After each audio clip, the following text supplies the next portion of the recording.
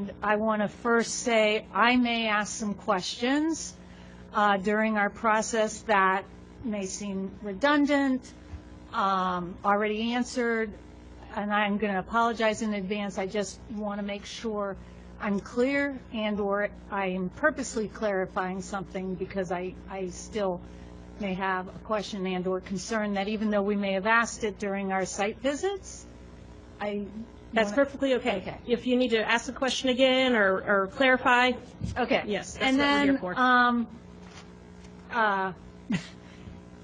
So in other experiences where I've sat and I have ranked, voted on projects or things like this, for me personally, I sometimes end up, something I hear later influences me on something I've heard earlier on a project. Mm-hmm. So if I'm voting on these after each individual discussion and presentation, is that it for me? I can't come back and change my vote? Not meaning, like, scoring for individuals tends to be relative. Like, some people tend to be, everything is like 15 to 20 points, and others use 1 to 20. Like, mm-hmm. It's very relative to the individual. And so if I want to change a numerical value on something I've already reported on, can't do that. It's a question. So I believe it can be done as long as it's done before you vote to recommend the items to council. Russ, can you clarify? Right. So I think it depends on procedurally how you do it, whether you take a vote of approval after each individual scoring is done, or I can't remember how we did it last time, if we did it at the end, if we did it at each individual one. But regardless, and I'm sorry, Ms. Morsius, I'm having a reflection if I can't really see you weird with these plastics.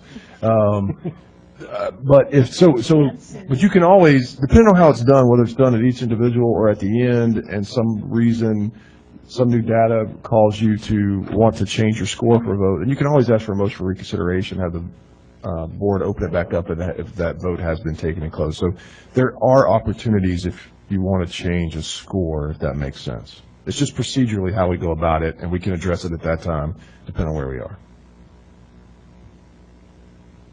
Can I ask a question on that? Because as one who's been here, and I'm not sure I'm following you, Sarah Lee, so help me here. We did a pre-score either at home when we reviewed it, come back, and then hear the presentation and make comments from the board and make a final score, and we turned that in and voted right then. And so that project is done. So I'm unclear why we would go back and reconsider if the project has already been heard and we've moved on to the next one. I'm just asking the question as a new member here, and how this process works and how I'm used to hearing presentations and ranking.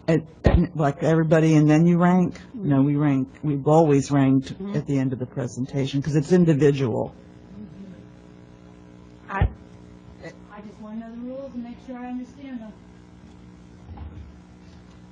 Can I just add that, because I think there's been some confusion on this from other members as well that haven't done this before.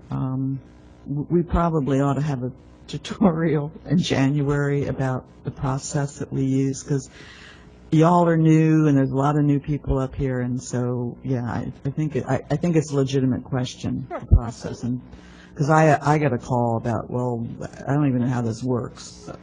Sure. Yep. We'll make sure we get that done for you.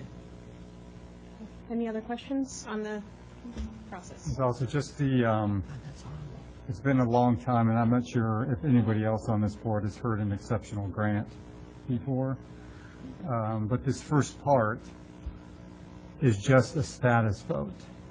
Correct. It is not scoring, but it is a time when we ask the applicant questions regarding the exceptional part of, yes, sir. Mm-hmm. And I just want to make sure we are still doing that. Yes, correct. You will. The next item will be to vote on the exceptional status of that project, I did include the definition from the guidebook in your binders, just for reference, if you need that.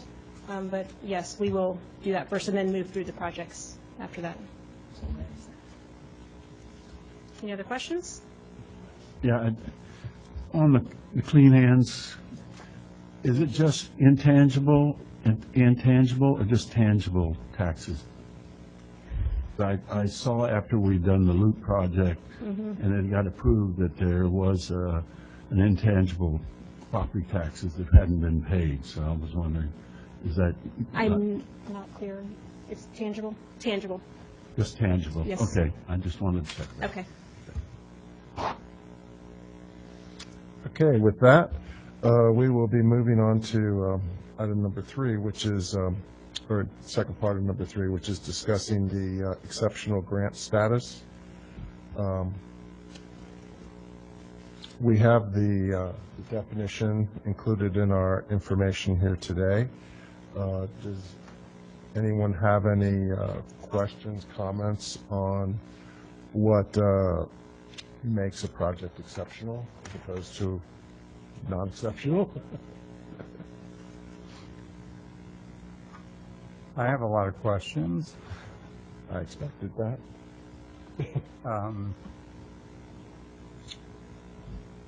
And the definition clearly states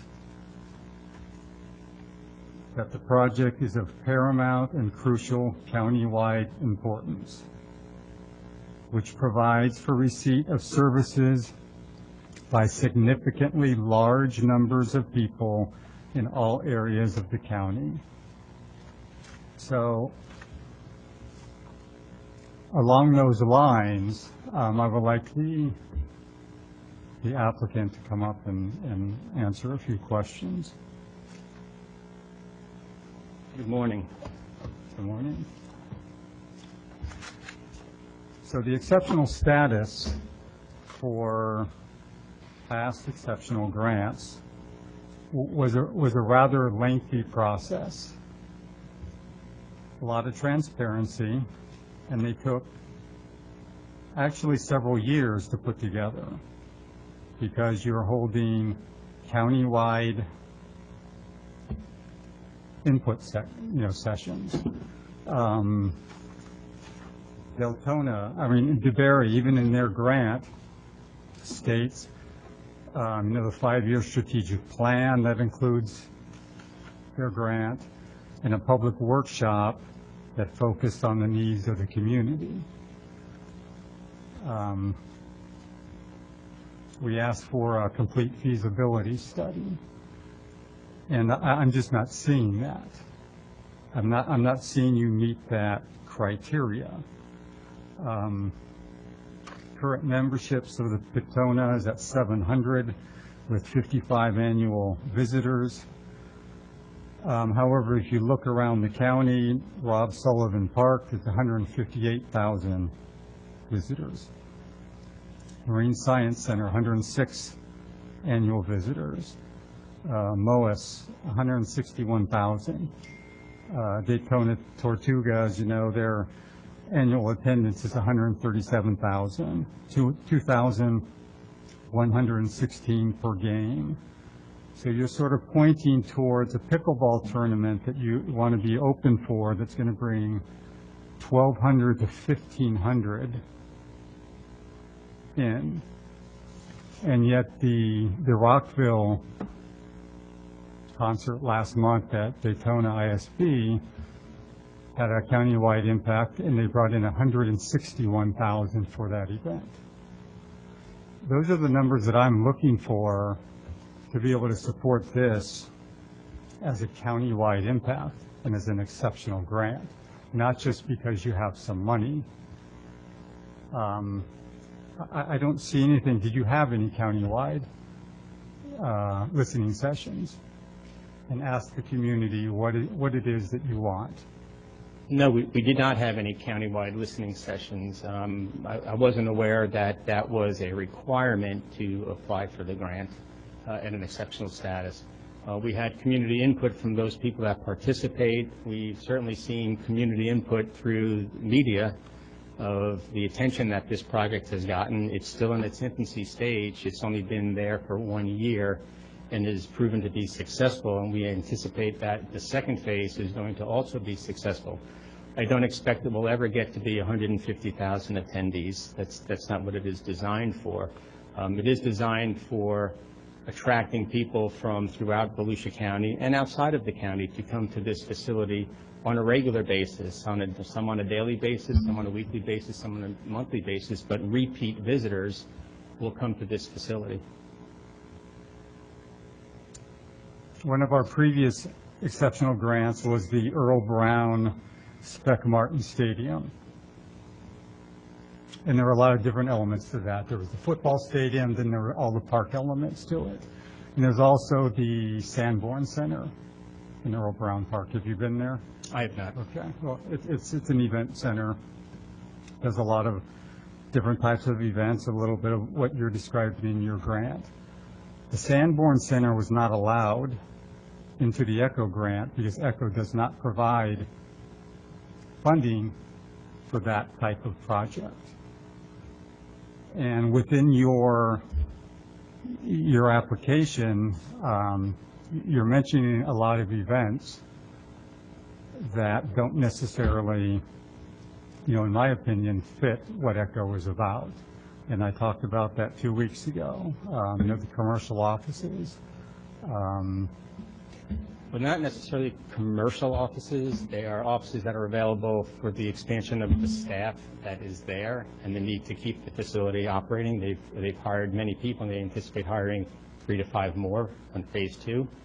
They're also looking to attract other pickleball organizations to this facility to operate their headquarters out of here.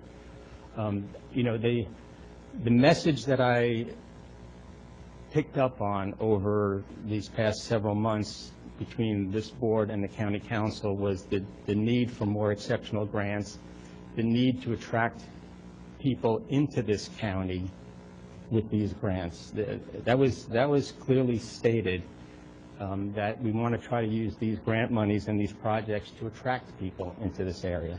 This is not a super large project that's going to bring in hundreds of thousands of people, but there are going to be tournaments throughout the year, monthly, that are going to bring a lot of people into this area. It's not the Speedway, it's not the Daytona Tortugas, but it is, and I feel it does meet the criteria of an exceptional grant because it does provide that level of service that the grant is asking for.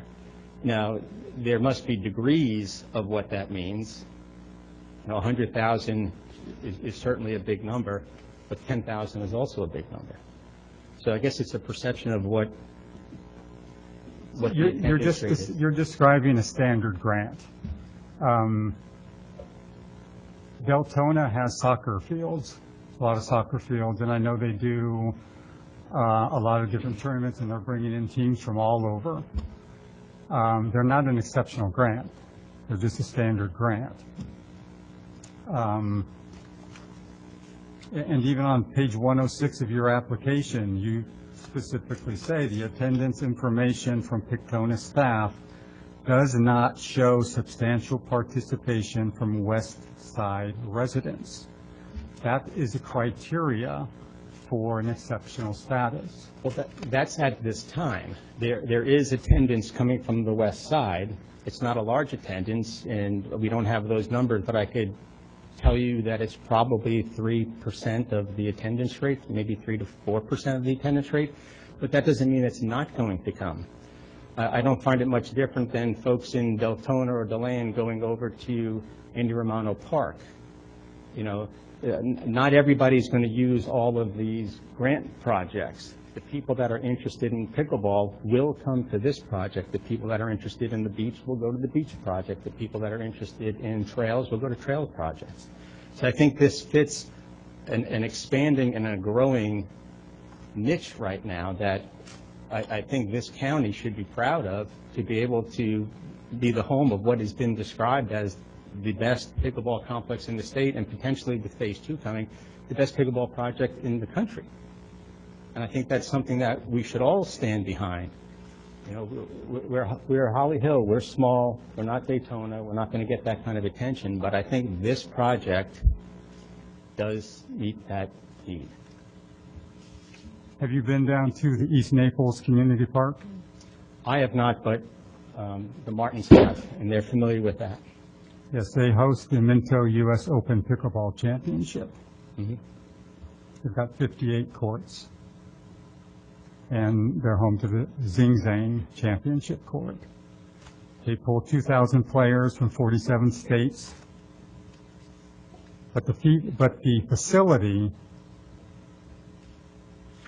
also features basketball, racquetball, tennis, softball, football, soccer, roller rink. So they clearly did a feasibility study that showed in order to be of countywide importance and to have countywide impact, you have to do more than just one thing. Same thing with the Wiregrass Multi-Sports Complex in Pasco County.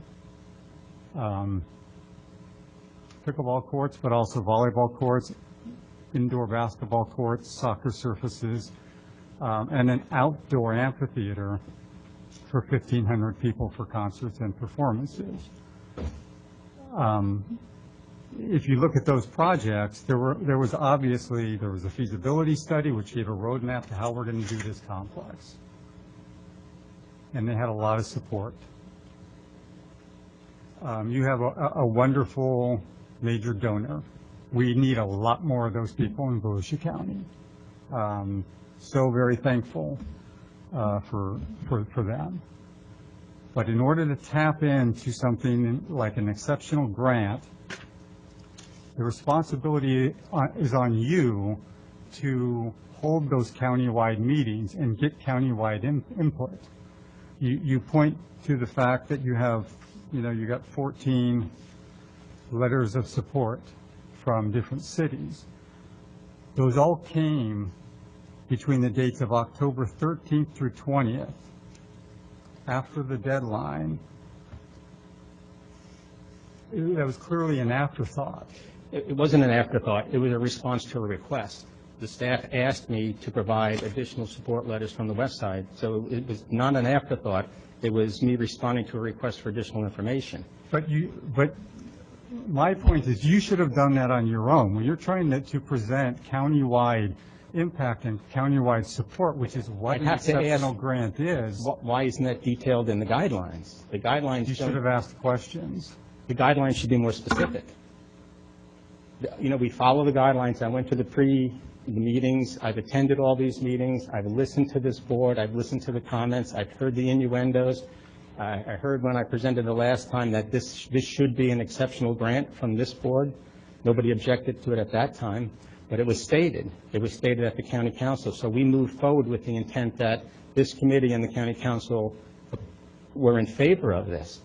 But nowhere in the guidelines does it say to do that. And if it did say to do that, we certainly would have. But I'm trying to fit within the four corners of a guideline that we were given. So to ask me to do something outside the guidelines that is unknown, frankly, I don't think it's fair. We asked for a feasibility study. We had feasibility studies, statements. We received no official feasibility study. That's your roadmap for success. And you stated over and over again, your center is only a year old. You're still, working on it. I don't know how that gets to exceptional status, and I don't remember this board ever stating that this should be an exceptional project. Individuals have made the comment on this board. Well, we're supposed to be, operating with full transparency, and if for me, this is a no. I don't believe you meet exceptional status. I understand. I would like to hear what other members of the. I respect your decision and your position. I told you I did a little background. I understand, your thoughts and where you're coming from, and I don't hold any negativity for those questions. I think you're entitled to those questions, and I think you're entitled to answers to those questions.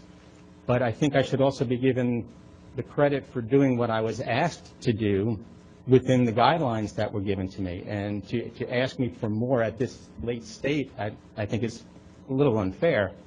You're asking for $2.5 million. It's not a standard grant. And yes, we have to have a real strong workshop on what an exceptional grant is. Even the Partnership Center from years ago that was set aside for an exceptional grant Sure. had support from all of the cities, but they were putting in money. And once again, that took several years to try and work out, and it unfortunately fell apart. But that's why you do feasibility studies, and that's why you do solid business plans, and you take your time to do a project the correct way. I represent voters. I represent taxpayers here. I have to be a good steward of their money in order to make a recommendation to county council. I can't recommend this as an exceptional grant. Okay, sorry. I understand your position. Okay, well, thank you, Jeff. Do any other members of the board have questions concerning the requirements for an exceptional grant? I have a question. What is your plan for marketing it countywide? I might have to ask the Martins to come up. They have on staff now a fellow named Mark Shaw, who is their marketing director. We've met now with, I've spoken with the HAW board, Lori Campbell Baker, this week. Ms. Northey, you asked about that. And Lori says she's been in contact with the Martins more than I knew, and we've met, there's a meeting with them, I think, this afternoon at 3 o'clock. So we're working with the HAW board now. I've met with some of the hoteliers, certainly with Bob Davis, but they've hired a full-time marketing person to handle marketing not only within the county, but even outside. Thank you. I have a question. Sure. Hi, I'm Reiner Martins. We're the people that conceived this project and have been donating to it. With regard to marketing, Joe is correct in what he said, but it markets itself.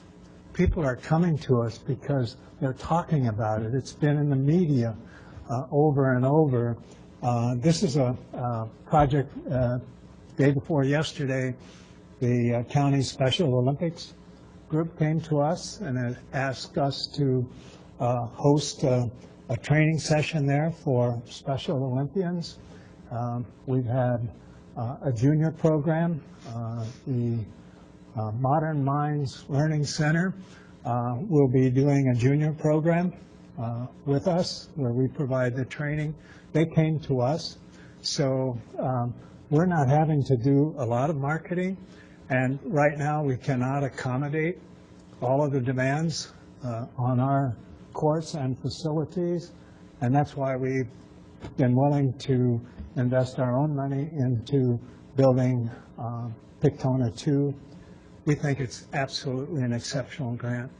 I think you get focused on all the numbers about the building and the cost and what's included in it, but the heart and soul of this thing are the programs that we offer to people that are coming to us, that it's changing their lives. We hear that story almost every day, where someone has started playing pickleball, they lost 30 pounds, they got off of their heart medicine. That's what inspires us to donate to this program, because it does, in fact, impact people. Our junior program is sponsored by Brown & Brown because they believe in it. Our initiatives with regard to health come from sponsorship by Advent Health and the Florida Healthcare Plans. They've donated significant money to our programs because they believe these are good programs that are going to improve the health of all of the communities. So that's why we're dedicated to doing this. Was, Grant 20-05 was an ECHO grant, And was that an exceptional grant?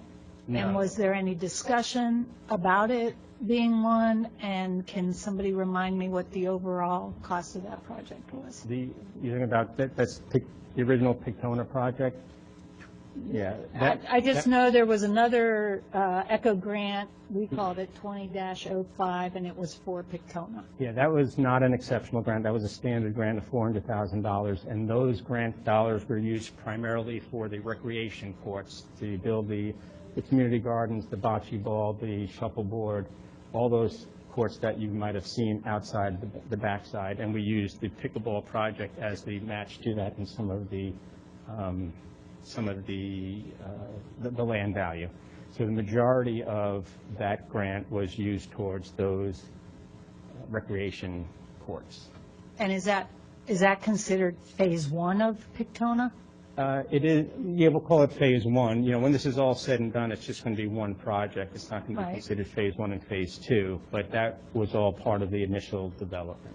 And what was the cost of the total initial development? $6 million.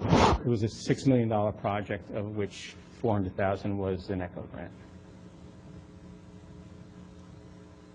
And that project was ranked #1 that year as a standard grant. I have a couple of questions. One, and I think this came up when we were there. You don't have any data concerning the rest of Volusia County as far as your participants. When you said 3%, that's of all the people that come there. You've identified that number of people coming from the west side? We don't have the data to determine that specifically with the system that we have, but we'll have to, we're going to work to improve the system to get that information. Of the membership, we figure there's about 3%. Of the 700, there's about a dozen or two members that are actual members, but if we don't have the number of people that come from the west side on a daily basis or on any other routine. Yeah, I understand. It seems to me to have a regional draw, and maybe we're focusing too much on the western part of this county versus the north and south part of the county, which is also, county-wide. But from a regional standpoint, do you have data that says there are people coming from Florida? I mean, is there any? Oh, yeah. So I'm trying to get an idea beyond the scope of just Volusia County without getting outside of a regional position. Can you give me any insight to that? Let me see if I can understand what you're asking. Okay. There's many people from within all of Volusia County, east side, north and south of the east side, that are regular members and attendees. We have groups that come in from Jacksonville, we have groups that come in from Palatka, and we have groups that come in from Brevard County that are members and they attend on a regular basis. They create their own teams, and they schedule their own mini tournaments to take place here. So they're coming from other counties, and they create their own teams, and they reserve courts. They'll call up and they'll say, reserve us 6 courts. We want to have our own private tournament. Is that what you're asking? Yeah, and I was just trying to get a feel for it. And one other thing about the proportions here, because I think a lot of this, we're talking about the exceptional position, it's a lot of money, so Mr. Olt's questions, I think, are real valid. Certainly. One of the questions I had was concerning this size and proportion of this phase 2 and the number of courts. Essentially, you're doubling your size. Yes. And what was the rationale for that number of courts, not including the performance part, but in fact doubling the number of courts? For instance, did you have an issue with you had twice as many people as you had courts, or how did you derive that amount? Good question. The number of courts that we have now services our 700 members, but people have been coming to us, as I mentioned before, the Special Olympics program, the junior program that we really want to initiate in across the county. We don't have enough courts to let our members play and to offer those kind of programs. So that was one of the reasons that we wanted to build an additional 24 courts. We were amazed at how quickly the 24 courts that we now have became occupied. In addition, we wanted to attract local, regional, and national tournaments, and by having 49 courts all together with a championship court, that would let us attract those kinds of tournaments here. So we're looking forward to hosting those, and we are getting requests almost weekly to consider hosting tournaments in 2022. We will be hosting the USA Pickleballs, that's our national governing body's national tournament here in December of 2022. So that'll bring a lot of people to the area. So let me make sure I understand. So really, it was the tournaments more than a capacity question. No, that wouldn't be correct. I would say the tournaments is one of the reasons, but we really want to be able to provide programs for juniors. We'd like to do that where they're not having to pay a fee to come. And our members are occupying the 24 courts we have now. So the additional courts will really help us with the junior program and now with the Special Olympics initiative. Gotcha. Okay. Thank you very much.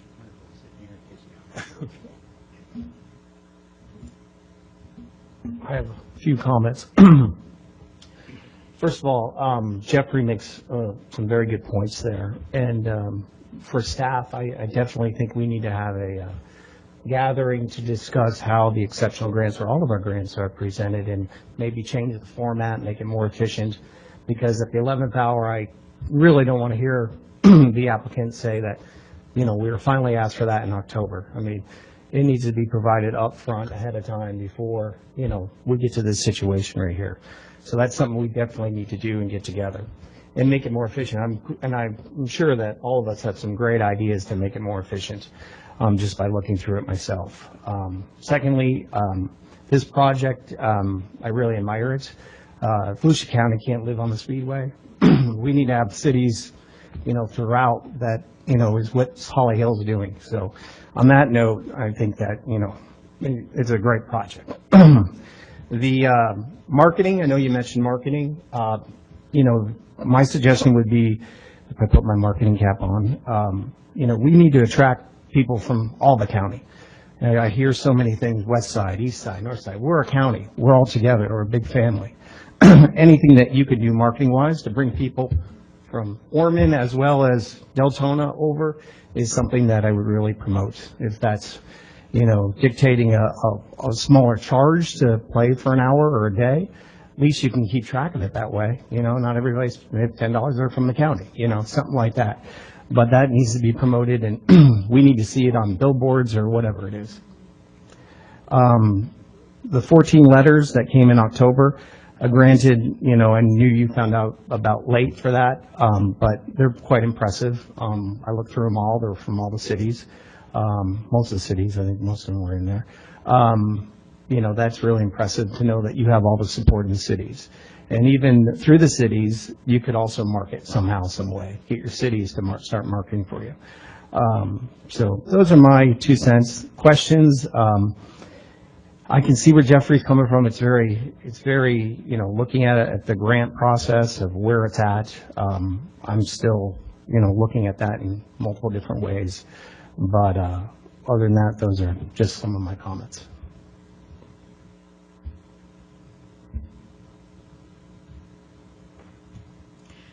I wasn't here the day that you all came before the committee. So I need some clarification from the staff. I assumed that was when we said that this qualified as an exceptional grant, when we said to go ahead and do it. But that is not the case? It is not the case. So at the July 22nd meeting, Mr. Forte came. There was a motion made by Ms. Morrissey to allow the City of Holly Hill Pictona Phase 2 project to come through the normal grant cycle, acknowledging that the project may have started construction prior to grant submittal and or approval. So that was the only piece of it. And have you started? I mean, I didn't see any. Demolition Yeah, but that wasn't, let's be sure, that wasn't for an exceptional grant at the time. That was just for a grant because you were underweight. That's correct. Already. So it wasn't said at That's that what I'm moment. trying to qualify it with. So it was just because they needed to get started. That's as I understand it, And yes. usually we don't approve them until, they don't start until we've approved Right, and it's and that- gone to county and that was the council. question. Okay. So you know, Joe, I've struggled with this project for many of the reasons that Jeffrey has pointed out. And I think Jeff's probably the only one who sat on this board when we had exceptional grants in the past, and we haven't had one since almost the very beginning of ECHO. We've only had, I think, what, four ECHO projects? But I'm going to come down on your side on this, and here's why. I live on the west side, and I travel 415 a lot over into Seminole County. When we head down to the VA hospital, we take the 417. And so I take 415, cross the bridge, becomes Lake Mary Boulevard to get onto the Greenway or whatever, 417, whatever it is. I pass Seminole County's project, their sports project. I was involved in that. Were you? Yeah, that's right. You were over in Seminole, Joe. I I forgot bought that land and I worked with the developers That on it. project, I would love to see a sister project like that on our side of the county, so that exactly what you're talking about, doing, bringing groups in, because I know what a success that project is over there. And they are smaller groups, smaller tournaments to come in, but they are bringing economic development. And for me, ECHO it's really never been too much about economic development, but it is on this project. It is on this project, because that's what I'm seeing. You have reached out to HA, and I asked you to do that. You've met with Bob Davis, and I don't know what the outcome of that was, because you probably couldn't get a word in edgewise. Bob probably. That's true, but we met with him and Jonathan from the Plaza, and Jonathan wants to be a partner to this project. Okay.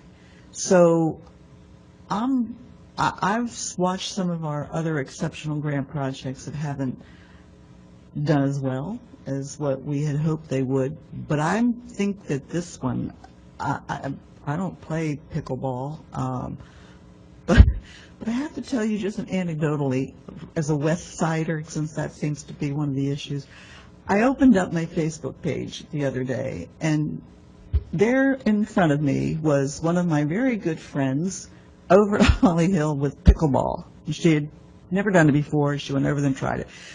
I know we don't all go over there, but there are people that travel from West Volusia to go to pickleball in Holly Hill. I also know that I have a lot of confidence in Holly Hill's government. I think I had a lot of confidence when you were with us. You went over to Seminole County.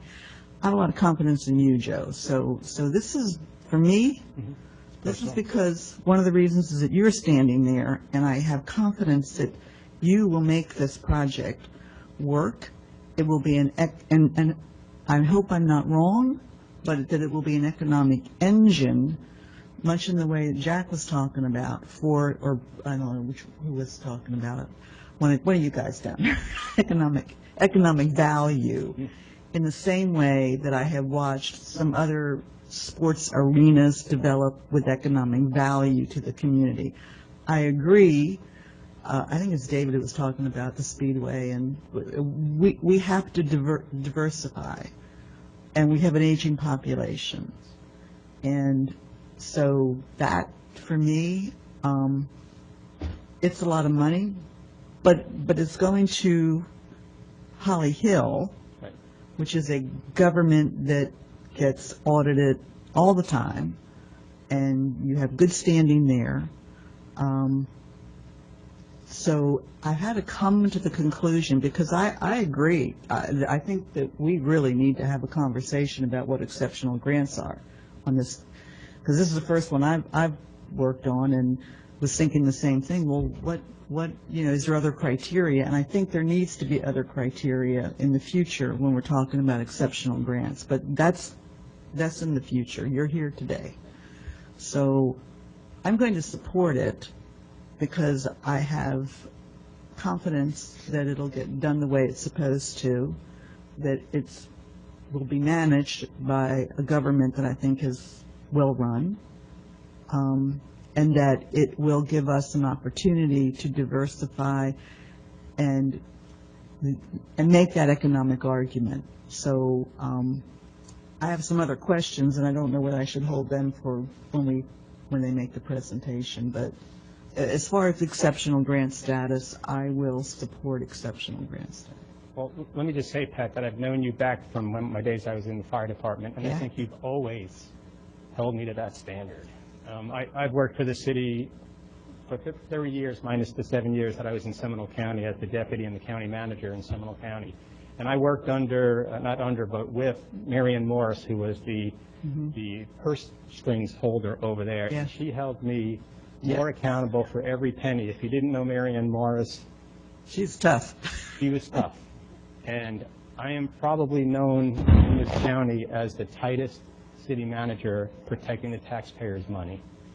I take pride in being called the cheapskate when it comes to the taxpayers' money, because I do protect the taxpayers' money. That's my #1 priority. So I thank you for your confidence in me, and I appreciate that, and I think you've always made me feel that you were looking out for me and holding me accountable.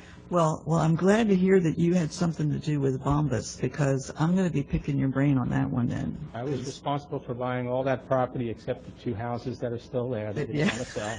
They're crazy not to sell them. And working with the contractors on getting that done. That was one of my projects. Okay, well, I thank the board for their comments. They've said just about everything I'm thinking. I do want to say I was impressed by the letters of support from all the municipalities for you. And the other thing is this, east side, west side thing always drives me nuts. But, all the trails are on the west side. We're trying to get someday we're going to have to talk about that, because I tried for 25 years on the east side. And You have something called the Pat Northey Trail in Holly Hill. Actually, Joe, that's one of my comments on here. It can't be everywhere. Some projects are definitely specific to a certain area. And I think this is a fabulous project for Holly Hill.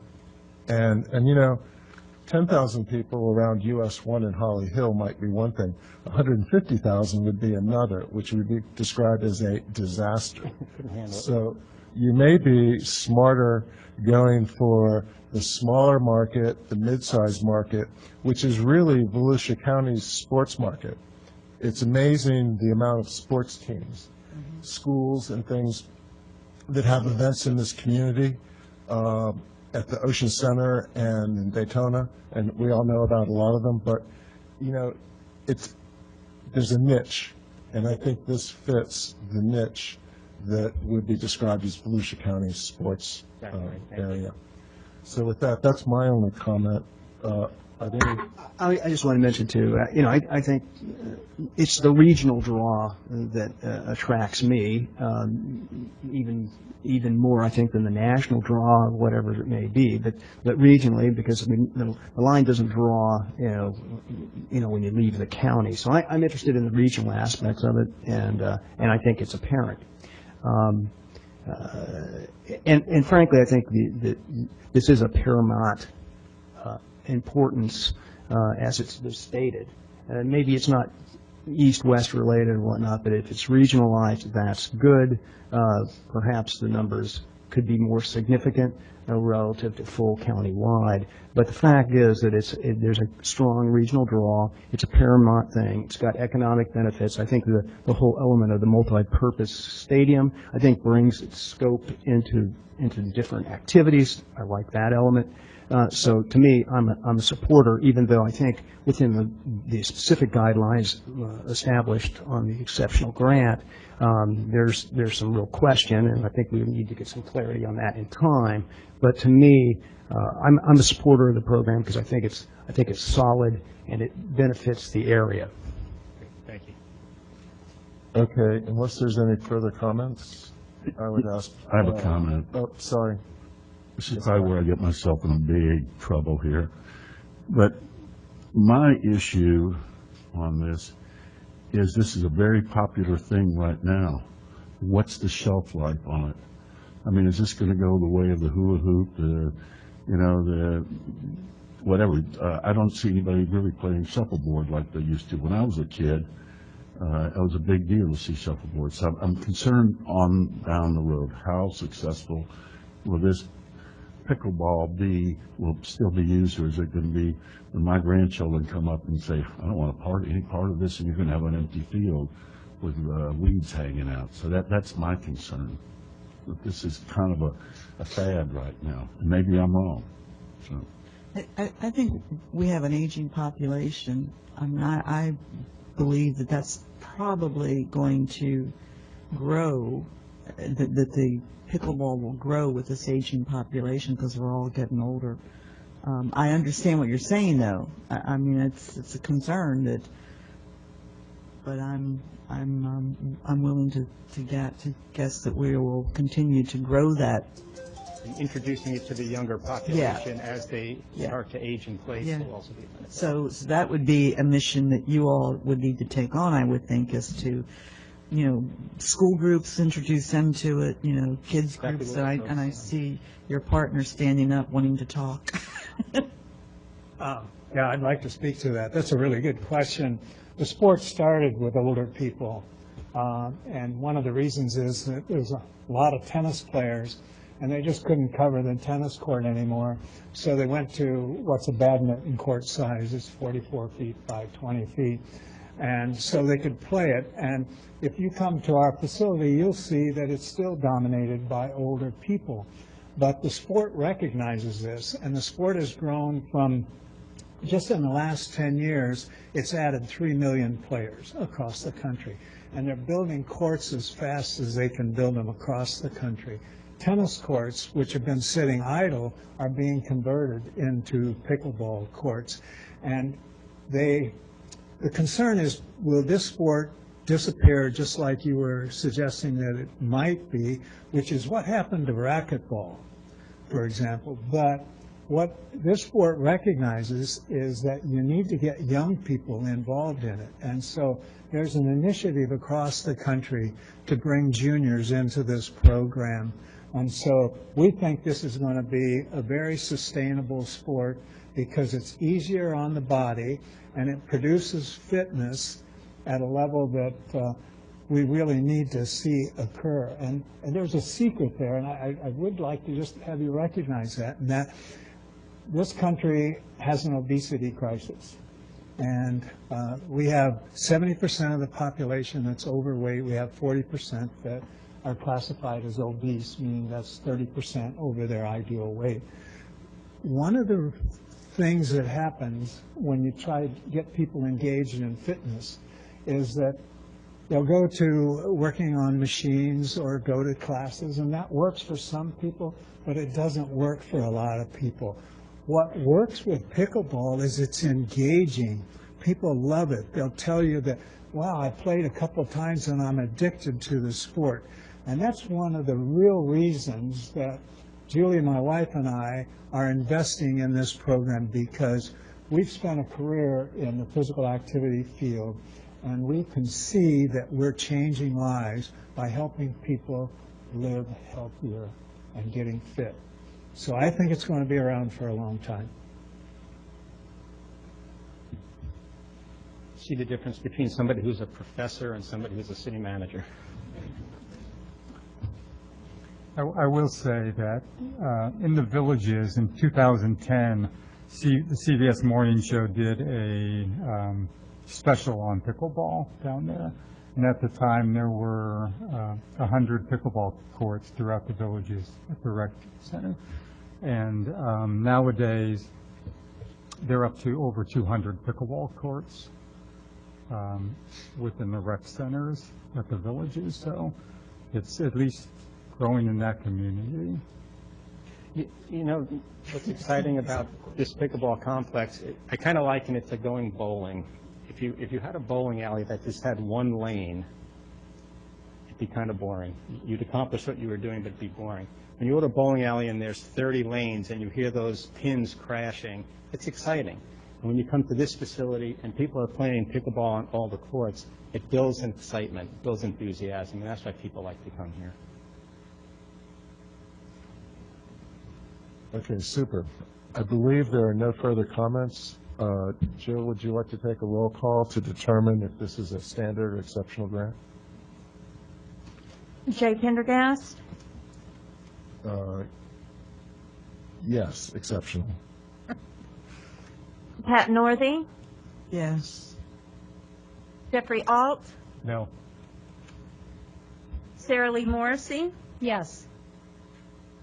Pat Patterson, No. David Romeo,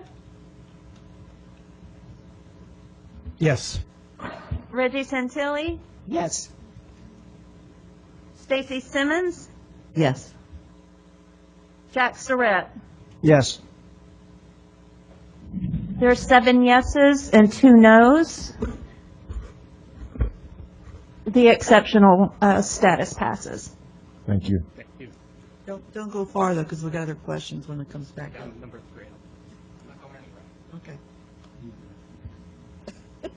Okay. Okay, well, moving right along, we're going to do the review and scoring for the City of DeBary, Rob Sullivan Park.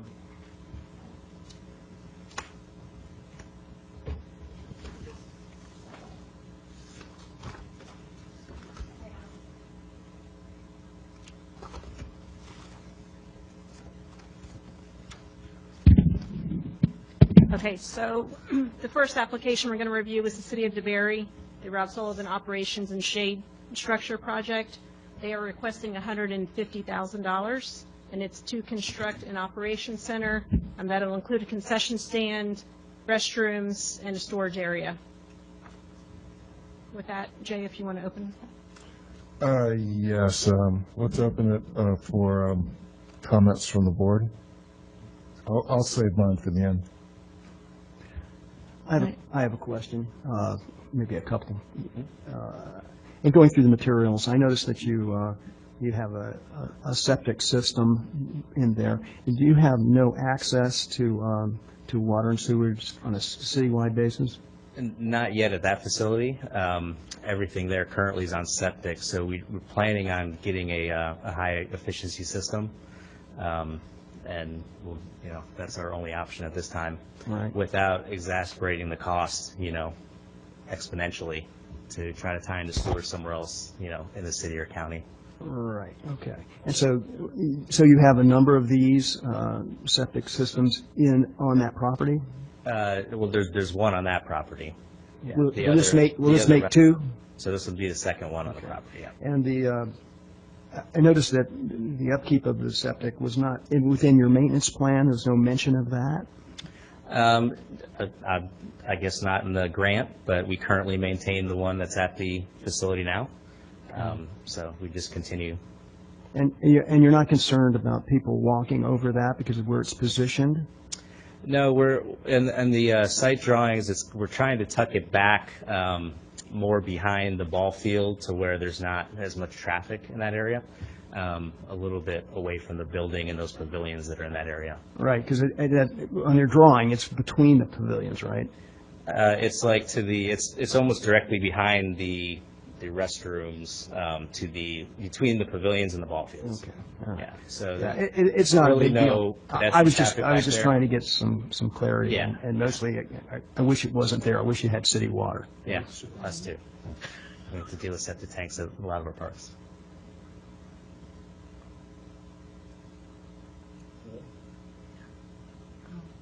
Do I press this? Morning. I expressed this concern when we were visiting. Yeah. And I understand your changes in the process and It's not on. I am still concerned, in general, with overall construction costs. Yeah. And this may be a question for you or perhaps staff. So in an instance like this, let's just, they'll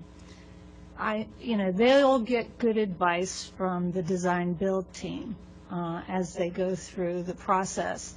and they may in fact decide, as an example, that the shade structure needs to be an additive alternate because of costs before they go into bidding.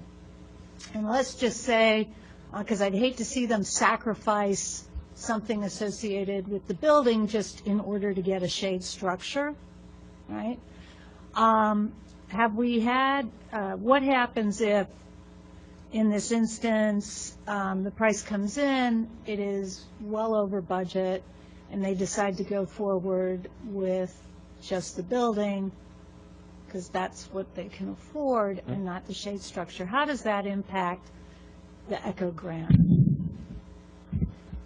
So they would have to come back and request a scope change.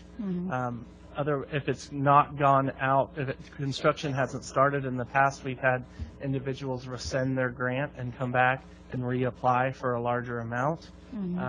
But we have an agreement with them at that point in time, so they need to do a change in scope or either find other funds to complete the project. So when it comes to that too as well, the first thing we would do if we were tied in that situation, as far as designing the building, we'd attack that first to see if we could have any cost savings either by square footage or by material. Because as I explained at the site visit, we have a wide range of size in that space, anywhere from 800 square foot to 1,400 square foot. And we're willing to work anywhere within that range, as well as the materials that, on our wish list versus what we may or may not be able to get due to cost. Because I feel probably all the projects are going to be dealing with that, for the next foreseeable future. With these rising costs, it's just crazy what we're dealing with, even our day-to-day stuff. So that'd be the first thing. We'd attack that in the design phase. Second, if we were in that scenario, we'd go back to our own council to request the additional funding first, before we made the decision to do anything as far as redoing the grant or coming back to the county for additional funds. And the shade structure is a smaller piece of this, so the price that we're getting with what we need in that specific area is anywhere between 30 and 50,000. So it's not a majority, big chunk of that 300,000. So I think we have some room to work there.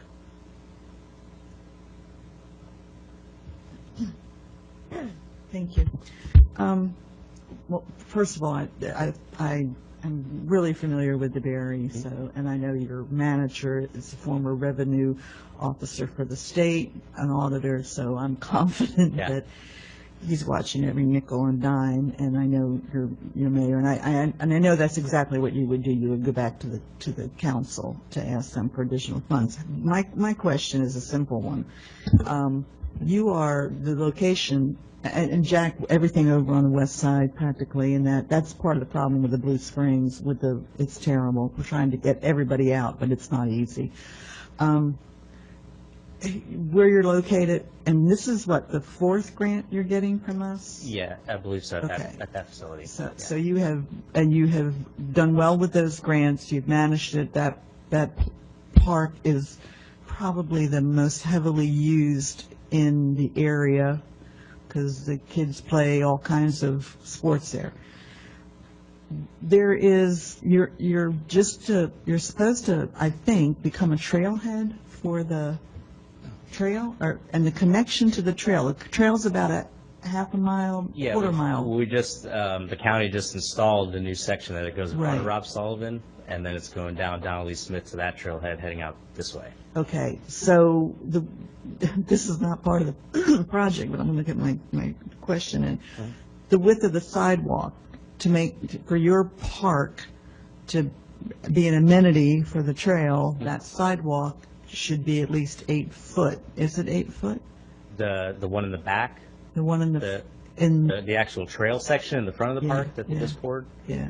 That's a Tim question. Is that Tim, the one they just poured? Because they took out the existing sidewalk to put the trail. Okay, I haven't been over there. So it's 6 foot or 8?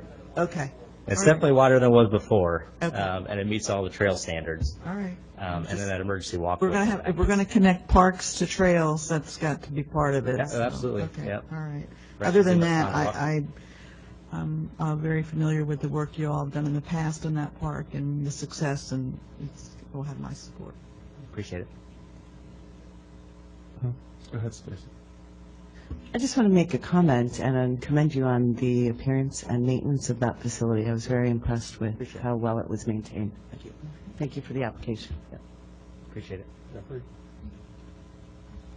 I just want to thank you for really having a clearly defined application. And even at the beginning, when you list, there are 4 other phases to this, you clearly describe what is in those grants. So if I wanted to know what was in them, I don't have to go back and research. So thank you very much for that.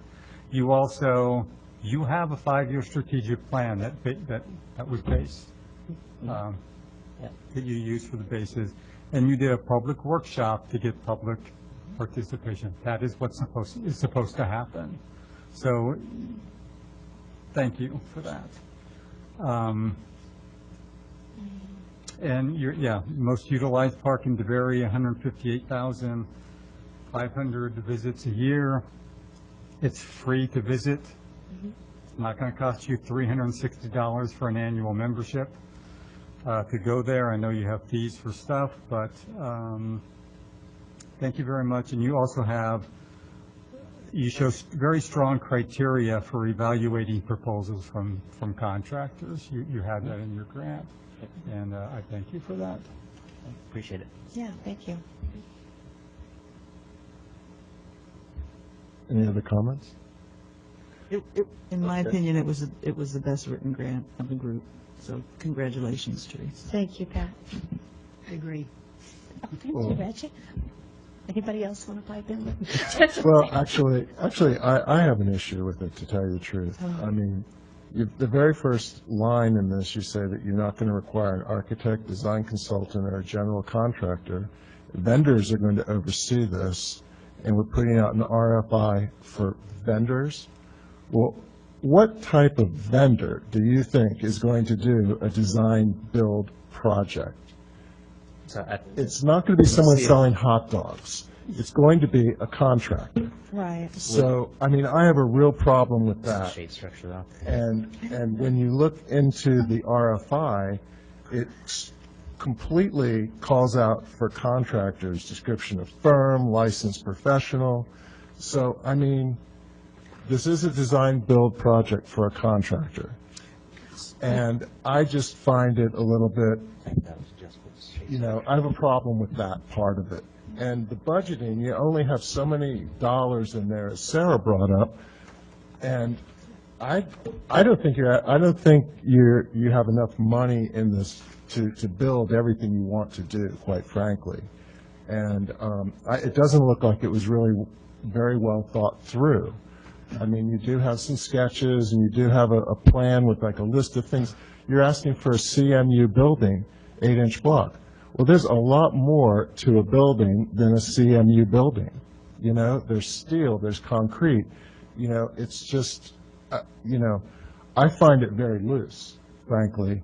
And I think you're going to be surprised when you put this out for an RFP, RFQ, and see what you get. Well, as I mentioned before, the city is committed to this project. We've added funds to this year. They'll continue to add funds, I believe, until we get it done.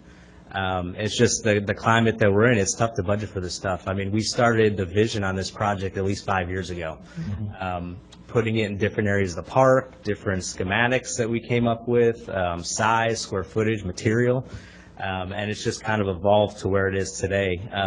Now, the line you're referring to in the grant, I believe, one of our options early on to this, and I think that kind of stems from 2 things. The shade structure won't need the engineer or the architect or any of that. Those are standard structures that we go directly to the vendor. We purchase it and get it installed. So that part's kind of cut and dry. And I know it said operations center in that line, but I think that was more geared towards the shade structure. There's also an idea early on to try to get a prefabricated building instead of doing a design build. But when we found doing the research with that is that we just couldn't get the square footage and the amenities that we wanted in all these different buildings. So there's too much sacrifice to go that route. And we knew we'd be able to get a building for the price doing it that way. But instead, we turned course early on in the grant process to go through the design build. We added more funds to the project for that. And like I said, the city's committed to the project, so if we run into any, setbacks along the way with budget, I think we'll make sure we get it done. Well, because the examples of the buildings that you have in your proposal are all pre-manufactured buildings that you can buy and have them placed on site. But to your point, they don't meet the criteria of what you're asking for as far as a meeting room and Correct. concession. There's too much Yeah, I give and mean, take those with those. pre-manufactured buildings, it's a restroom facility or concession stand or something, but it's not all of these things you're asking for. Right, So, and those were included in there for reference as an idea only, and then the bid document, was included in there, so I apologize for that. but I do think the city better be prepared to spend a lot more money. That's my comment.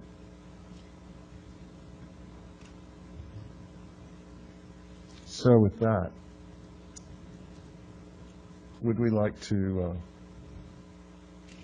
board members score, and we will have a roll call? Jay Pendergast, I'm giving it a 65.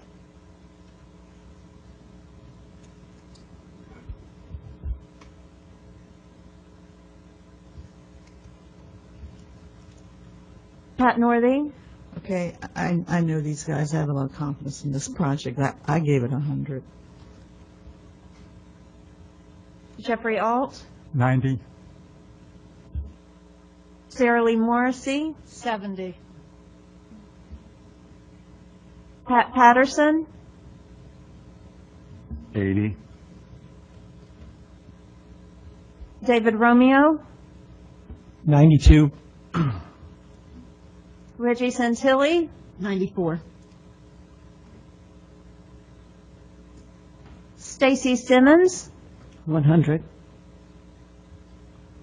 Jack Surratt. 93. Score is 88.43.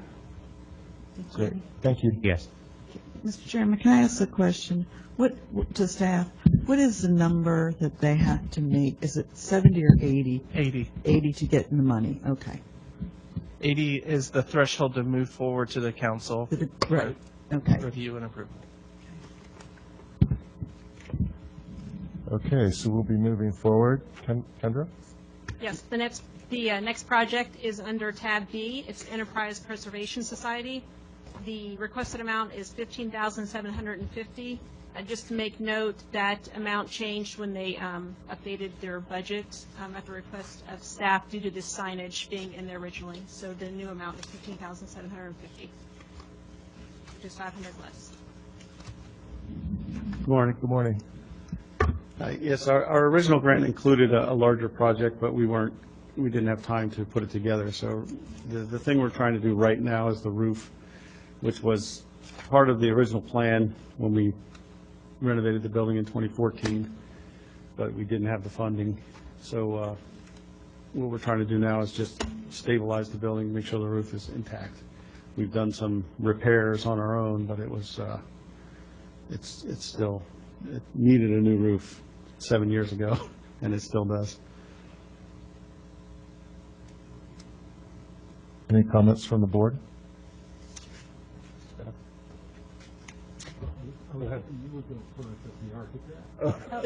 I have one. I'll ask. Go ahead. The roofing contractor that you've selected, and the contractor's being pretty generous with in-kind service. They're also a solar energy contractor, and the larger project that we're going to try to do next year is But there's no guarantees about that. Right, but And they're so- working with us. They want to help us, and Understood. they're community-based. Is there a contract with the contractor at this point in time? Yes, we've already paid them a deposit of $500 to And so get on schedule. the cost that roofing contractor has given you for the roof is a solid price. It won't go up?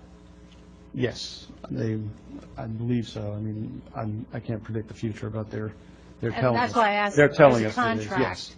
Yes, there is. That's why we gave them the $500 deposit to secure the pricing. And they're also we have comps with Collis Roofing and some other roofing contractors that are in that range, anywhere from $26,000 to $32,000.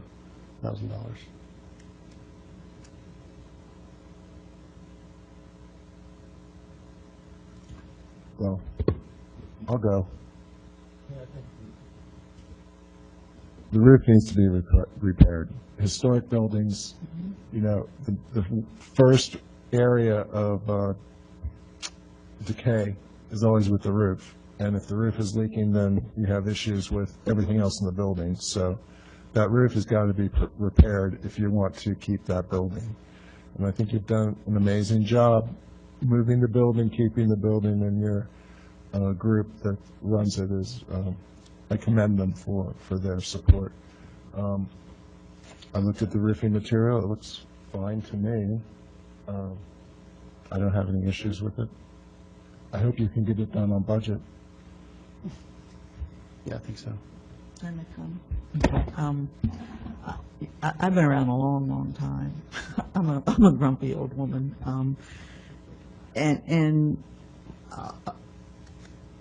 A lot of the stuff that we've done over the 20 years of the ECHO program, we've had winners and we've had a few losers, but mostly winners. We've had mostly winners. And I would remind this group that of the, we have 9 projects this year, only 4 of them are not-for-profits. And that was one of the things that the council was concerned about, that we create a culture where not-for-profits were comfortable applying and that they would get consideration. I'll just vouch for these guys. I've known them for a long time, and they have done everything they have said they would do to protect that building, to get it moved, to get it restored. I mean, the restoration, I was in that, my kid was in school in that building in the 70s, so I know what it looked like. It's a beautiful building now. You all have done a fabulous job there. I know it's hard. I know what you do fundraising. I think 3 of you had Giving Tuesday fundraising going on out on Facebook. It's a tight-knit group that is committed to that building. They're committed to their community. I mean, these guys, they got big Deltona on top of them, and so their struggle to stay viable. And I thought you were going to come in for more. I think that, 16,000 is. Yeah, at this point, this is what is critical. Okay. And I know there's another cycle, a little bit abbreviated. And I know So how hard we're it trying is to put for you to together- get the match. Yeah, and we're all volunteers. Most of you're all us have full-time volunteers. jobs, so it's hard for us to get the time to put together, Yeah. to bring all the contractors together. And there's I think there's still a lot of goodwill out there and some in-kind that we can get from electrical and building contractors that will help us utilize the money in a better, to get the funding to buy the materials and get the new building. We're talking about basically a pavilion, but one that's dedicated or purpose-built for performing arts. And that's the next one. That's what we're going to try to do next You year. have a chili cooking contest coming up, right? Yes, and that's in February 19th. Okay. There? Yeah.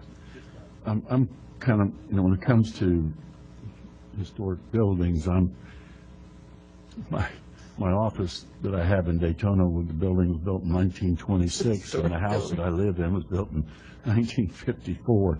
I know what it takes to keep properties up, and I am really, big on historic preservation. I know that the one thing that troubles me, and it was a comment that was made, was by the fact that 90% of the work is being done by about 10% of the people. So I hope that they continue to strive to get more membership people in there who have the same feeling about historic buildings that I do. So, but thank you. Thank you. Jeffrey? Sure.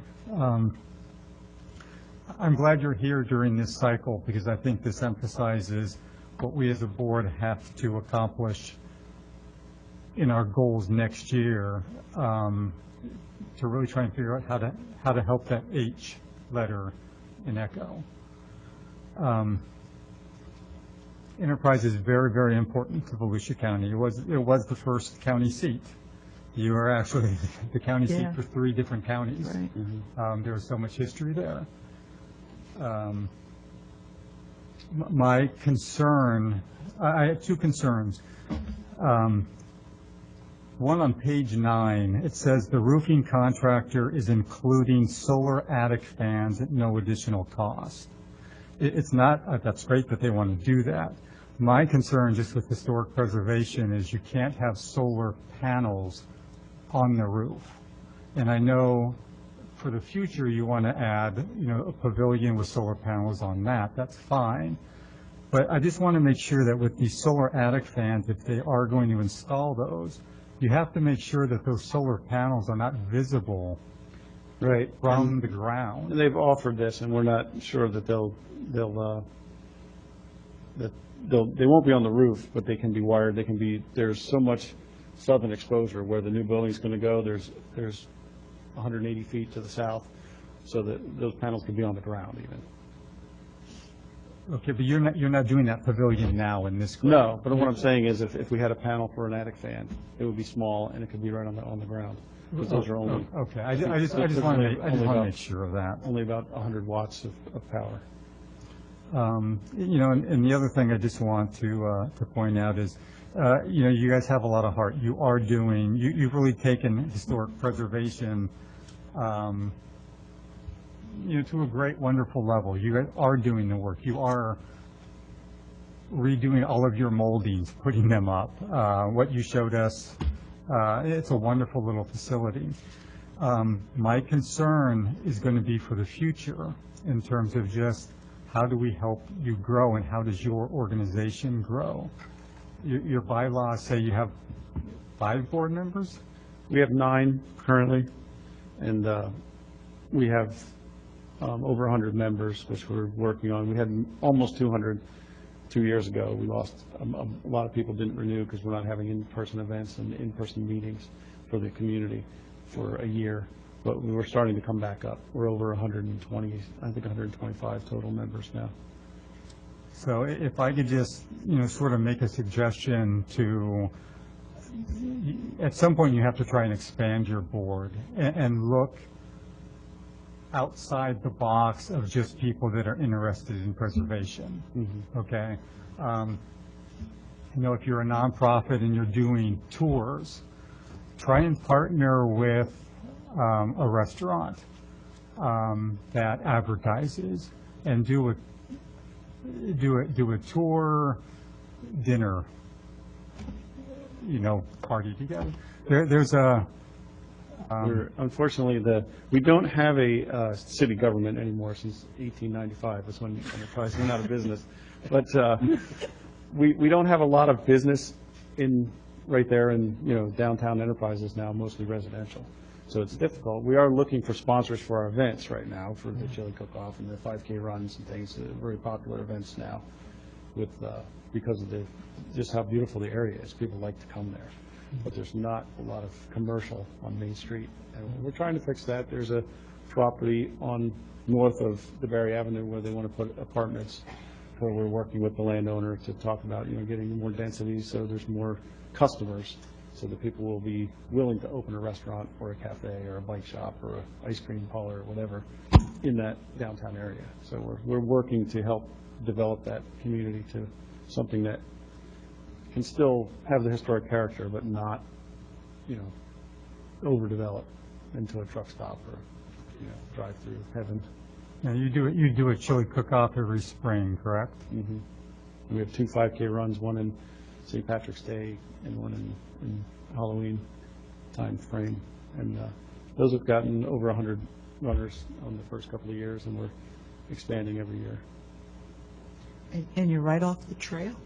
Yeah, and those events, those 5K runs end in a kind of a festival environment with music and food and a small event compared to the chili cook-off. But there's we're working on other events. It's difficult to get sponsors. It's difficult to get participation, and we're all volunteer. We have no paid staff, so there's not a lot of incentive to get people in, working on these events. Okay, I just hope that, somehow, we could also have a countywide conversation as to how to preserve our historical buildings a lot better. And I hope that this committee can commit itself to do that this next year. And I think ECHO's a great program. I mean, you could probably name at least a dozen buildings that wouldn't exist without ECHO that have been saved in the last 20 years. Okay, are there any further comments? Great. Jill, would you like to do roll call, please? Pat Northey, 90. Jeffrey Alt, 80. Sarah Lee Morrissey, 88. Pat Patterson, David Romeo, 85. Reggie Santilli, 87. Stacy Simmons, 100. Jack Surratt, 86. Jay Pendergast. 90. The score is 86.57. Congratulations. Thank you. We will now be moving on to our next grant. The next one we're going to review is the City of Holly Hill Pictona Phase 2. It's found under tab C, and they are requesting $2.5 million. Hey again. Hi again. I have some specific questions. Okay. We'll start with Pat. Okay. One, there was an email that came out about an eagle's nest. Can you address that? Yes, I provided a response to the staff yesterday. Okay. We did research that, and the 660 feet distance from the eagle's nest just touches the northwest corner of the project, which is where the current road is. So what has to happen is when they're doing work on that spot, and it's a very, very small spot, it's probably about the size of this portion of the room, we have to monitor the nest.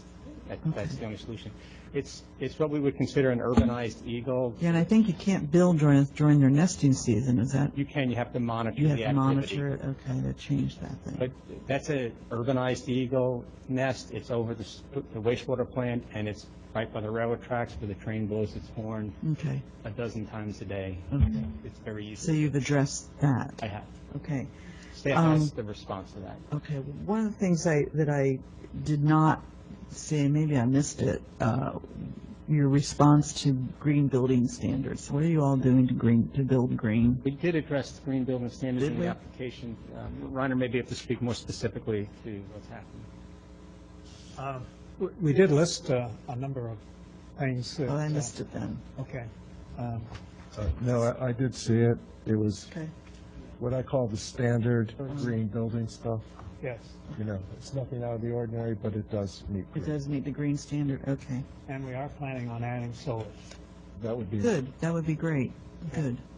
Okay, and then, so my final question, and Joe, you can answer this, because about 2 years ago, I attended a meeting in Holly Hill where you all were looking, okay, and this is for you, Mr. Chairman, because I've taken a lot of grief from you about trails not being on the east side. And you were going to widen that trail that goes right, it's part of the River to Sea Loop. Right. It's East Coast Greenway, and it goes right by this young man's thing, Pictona, and you were going to widen that. Has that grant or not? Has that request been made to the TPO? That's an extremely challenging section of road. That's the problem on the east side. Everything's challenging there. You Yeah. have, and I got to remember my organizations. You have the DOT and you have the East Coast Greenways. And the East Coast Greenways are saying it's insufficient due to its width, but you have the DOT saying it still meets the definition of a trail. So we have competing agencies determining whether or not it should be expanded. So we've always run into roadblocks. Well, but East Coast Greenway is not a government agency, they're just a... Right, but the funding agency, the DOT, which funds it through the TPO, is saying it's sufficient. It's sufficient as it is? Yes. They're crazy. Yeah, they are. And we've been trying to argue that for quite some time. We're also trying to work with Ormond Beach, who's running through the same problem. Right. Because on the east side of Riverside Drive, there's not enough right-of-way. You get into the water, and you either have to move the trail to the west side of the road, which would be horrible to have people having to cross, or you have to almost bridge out over the water. I don't recall that there was that big, I mean, it was, an urban trail is 8 feet. This is 6. 6? And you need to be, I think, 12 to be a multi. Yeah, well, but we all know that urban trails are difficult to, but it does need some attention. It's a very popular trail, actually. Yes, yeah. it is. Yeah. It is. Okay. That's it. I've got a few more questions. Jeff. You provided, Monday, we were provided with the ground plan for what you consider an event center or amphitheater. Still nowhere near an event theater. You have no stage, no power drops, no rigging points, no control booth, no loading dock. It's just all talk. Everything is portable. There will be a portable stage. Most of the entertainment. Yeah, remember, when we talk about performances, we're not just talking about music performances. We're talking about everything from art shows to could be a musician, could be an acoustical type performance. So it's not just amphitheater type performances that we're looking to attract. It goes well beyond that. The stages will be brought in. There's enough power that's going to be brought into the facility to handle all that. The power supply is not a concern for us. Many of these performances, they come with their own stage. We're looking at a small to mid-sized performance center, not the band shell. It's going to fit and attract that clientele that's going to come in, the 1,000 to 1,200 people that are going to come in and watch performances, but also be available for any other activity. Like I said, art shows, craft shows, farmers markets, things like that will be also attending in there.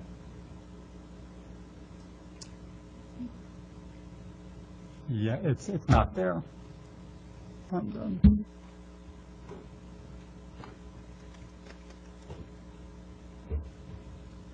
I just have one question about the Eagle issue. Do you feel that would impede in your time frame of development? No, we worked with Zeb Cohen's biologist yesterday, and she is the one that made the determination of what we would need to do, and we have to coordinate with FWC and the US FWS when that time comes into doing work in that particular corner. And I think the criteria is they have to monitor if the nest is active at that time. They have to monitor the activity of the birds. They're flying around and make sure that they stay consistent with their activities. Thank you for clarifying. Glad that you're addressing that. I didn't do it. We consulted with a biologist.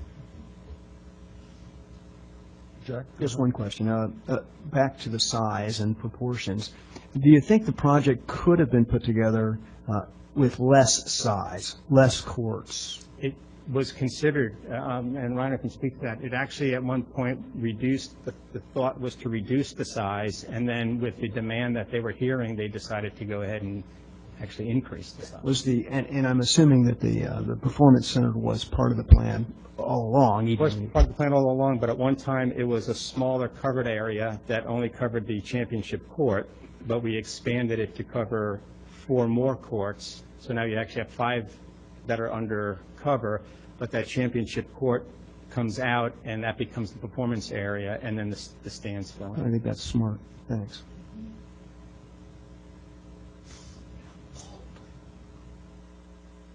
I would like to just make a comment. Sarah Lee.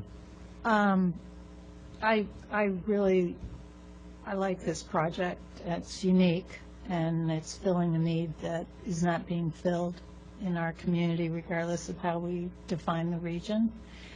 I like that you're expanding into juniors, and I think that is happening nationally. So I think that's good for our children, and it will expand the audience and help sustain the sport.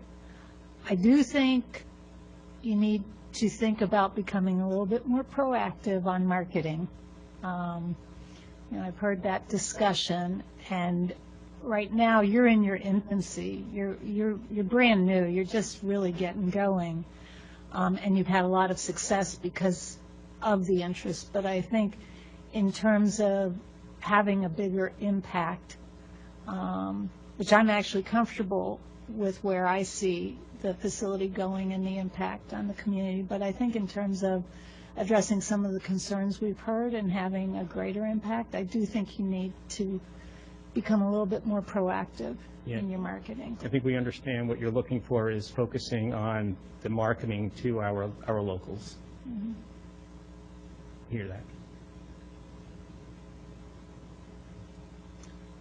Well, it doesn't look like we have any further comments. I would just like to say that I would like to see more events that are free and open to the public, like you're discussing.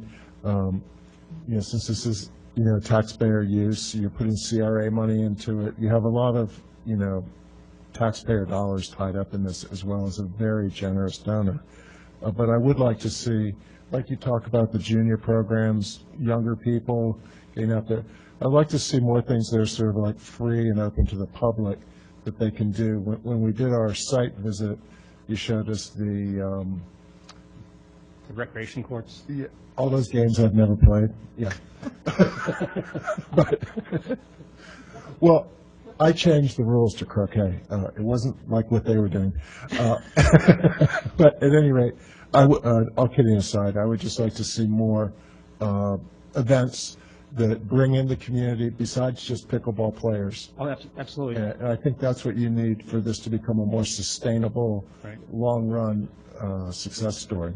We anticipate that through the city and the CRA will attract entertainment there, and then a lot of those performances, some will be fee-based, but some will be free to the public. Mm-hmm. We fully intend to do that. Okay, that's my only comment. Okay, with that.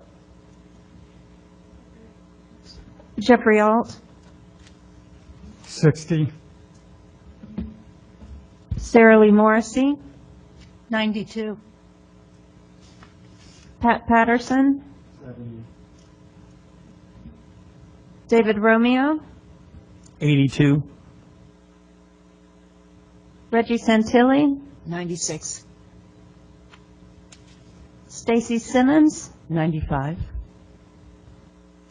Jack Surratt, Jay Pendergast, 95. Pat Northey. 85. Have a score of 86.57.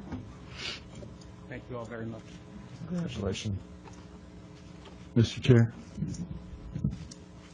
Mr. Chair, Yes. I'd like to move for a 5-minute recess. Okay, we have a request and a second. So with that, we'll take a 5-minute recess. And could we adjust the heat in here? I am freezing. It's cold. Am I the only one that's cold? Oh, God. I'm like chattering up here, my teeth.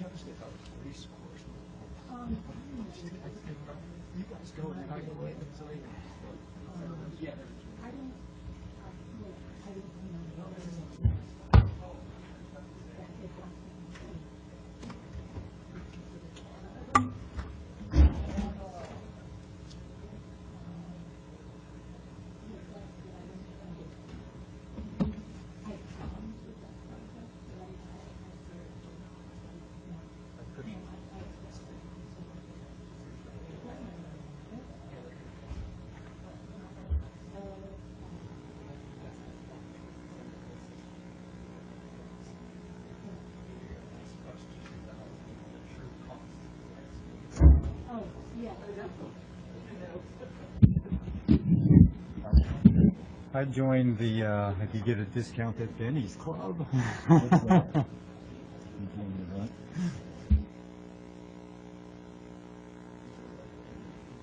Okay, I think our 5 minutes has been we've taken a lot of advantage of that 5 minutes. So with that, let's call the meeting back to order, and Kendra will call the next grant. Yes, the next grant to review is the Volusia County Marine Science Center, the Raptor Education and Conservation Exhibit, and they are requesting $208,298. And it's behind tab D.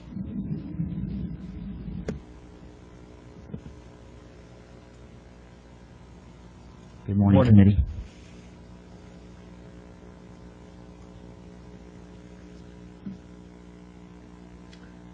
Okay.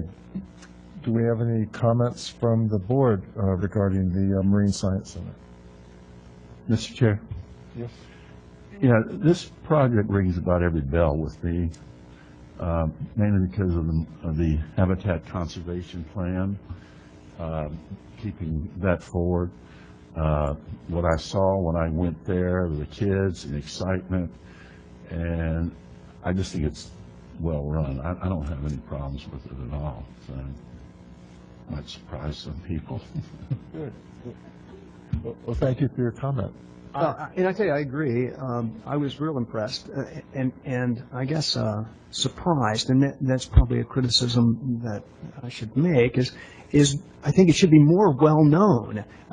Maybe you don't have the capacity for it to be more well known, but you know, I've been here in the county all my life, and I knew of it, but I really didn't know much about it. And to me, it's almost a destination. If I was on that end of town, I would like to visit there. So I was that impressed. But that goes to your marketing and the potential of getting the word out and more awareness that you're there and what you offer. We have been focusing more on marketing for our non-season. During the summer, we're almost at capacity every day, and it somewhat creates a little bit of a negative as far as reaching the visitors and being able to kind of, you know, work with them one-on-one and tell our stories. So we are working on a revised marketing strategy to get more people in during the off-season, more locals. You know, before COVID, we were pretty much booked solid as far as school groups go every day, and we're actually getting back into that, so that's a good thing. But so getting more locals in and more grandparents with their grandkids, that's our focus now, is to concentrate on the off-season where we can make more of an one-on-one impact and hopefully help change behaviors. Thank you. I just would like to, you know, acknowledge, yeah, it's a great facility. It's a diamond in the rough down there. And I've traveled all throughout the county and get great feelings in certain areas. And when I walked in there, I felt like, you know, it's just watching the children or even watching the workers you have that day. And I was impressed how they were just cleaning up everything. It was really, really impressed with the whole facility, and to be able to be part of this and to grow it and having that observation. I can imagine how you described it when we're walking up that path with the displays on both sides. It's going to be very rewarding, and it just gives me a real special feeling. Maybe I was a bird in the past, I don't know, but and I must say I did bring an injured bird to your facility, and they did release it. So, you know, kudos to you guys. I didn't think it was going to make it, but it did. Excellent. Thank you very much.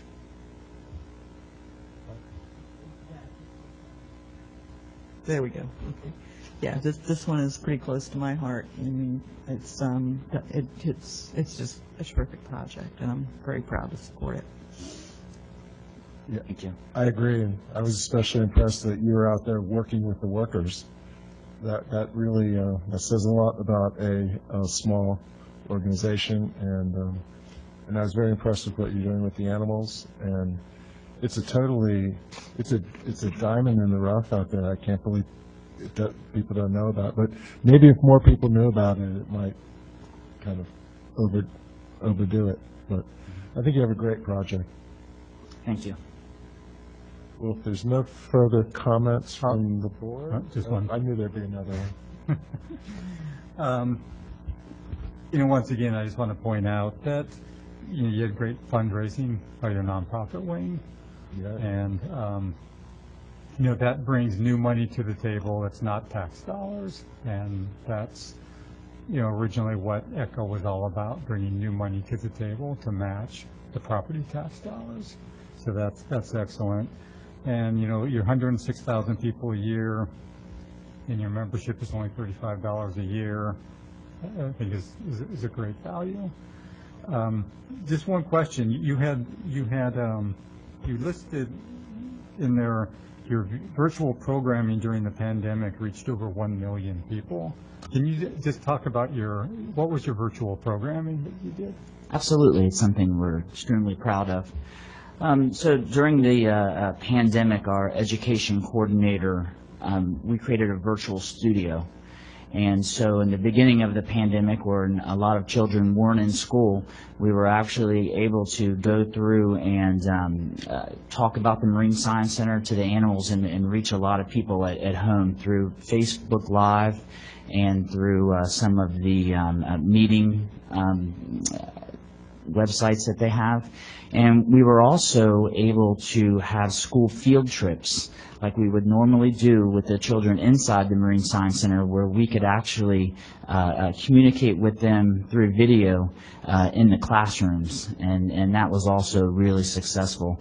And then we created a YouTube channel where when we recorded these virtual lessons, that we could save them and archive them so that visitors or people interested in the Marine Science Center or environmental education could go back at their own time, not necessarily live, and be able to learn from our stories and our animal stories and in our exhibits. So it was extremely successful.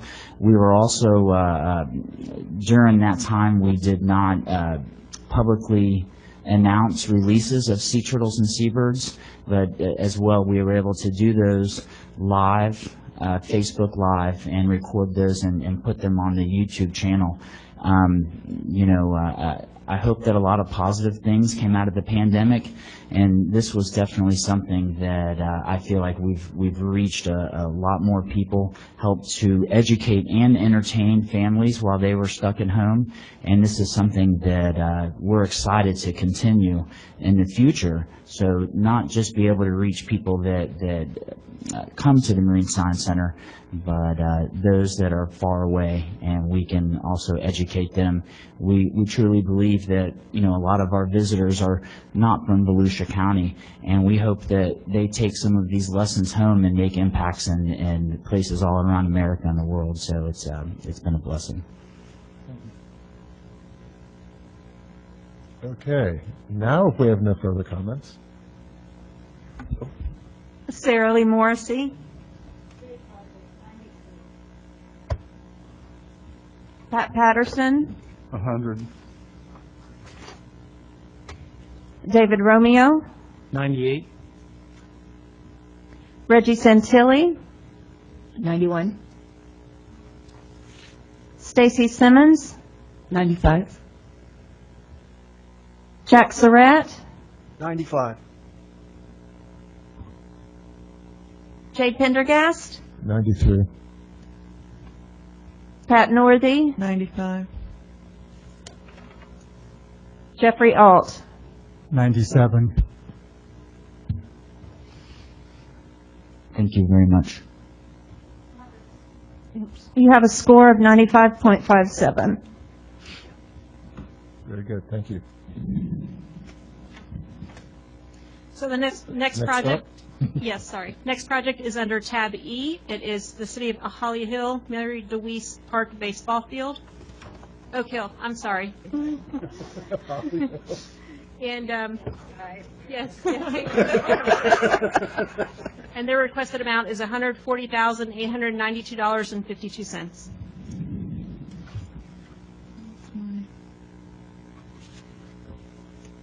Okay, who would like to start? Questions, comments? Well, I'll start. I mean, I think I'm a big proponent of exercise and outdoor, activities, helping kids, and this does hit all those buttons. ADA accessibility.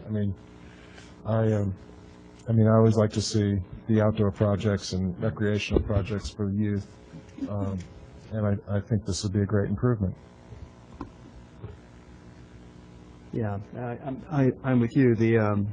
I think the biggest complaint I would have is that your application needed to be revised several times, and particularly a timeline, that's kind of important. But, you know, in the visit in particular, it was apparent you need a new field, and there are holes in that field. So I think the whole project's pretty straightforward, but it makes a lot of sense to me. Appreciate it.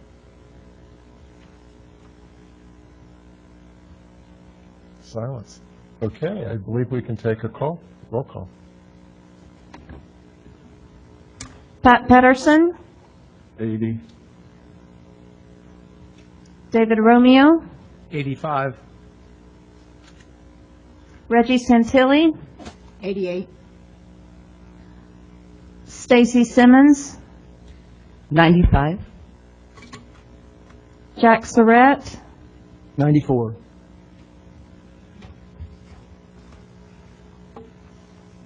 Jay Pendergast, 95. Patricia Northey, 80. Jeffrey Alt, 85. Sarah Lee Morrissey. 88. Thank you, I appreciate your time. Thank you. Your score is 87.86.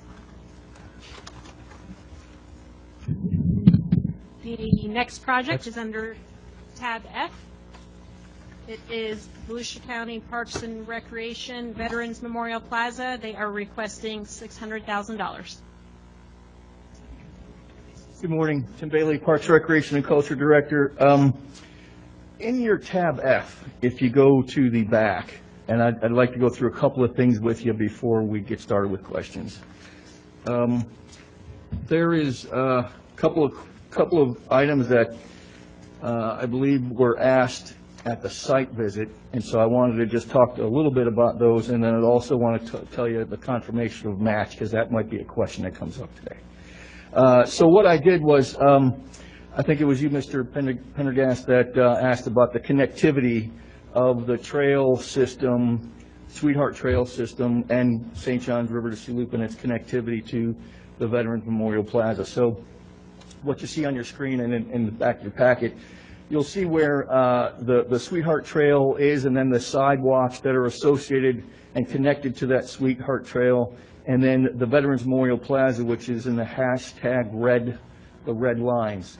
So the Sweetheart Trail, which hugs the Halifax there on the left side of your screen, a portion of that is under construction because they're building the Daytona Beach Riverfront Park, which is that $25 million project, and it's built in phases, and so portions of that are closed. The section that's right in front of the Rachel Robinson Play Yard, that section's open, which is a sidewalk that meanders over to the Veterans Memorial Plaza. And then if you look at that yellow line on the bottom of the courthouse area there, that sidewalk connects up to the Sweetheart Trail. And then if you can put up the next slide that shows the St. John's River to Sea Loop.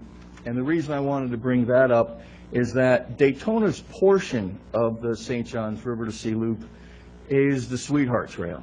And so when they're done with their construction piece in the city, then that Sweetheart Trail will be reopened, and it'll be the north-south corridor through Daytona that'll be a part of this larger 260-mile loop that we call the St. John's River to Sea Loop.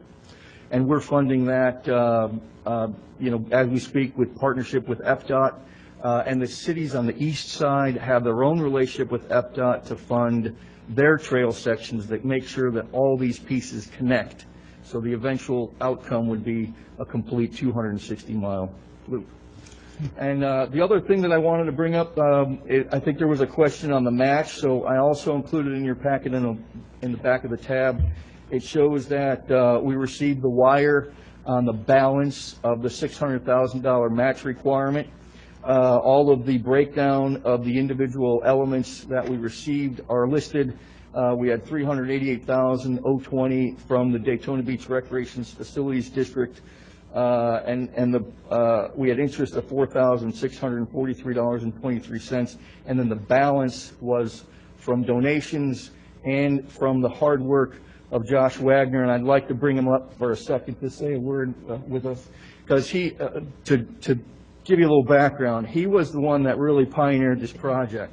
It started, I guess, on the dais, and we've been working on it, and he's been pounding the pavement to make all this happen. So everything, all credit goes to Mr. Wagner here. So thank you.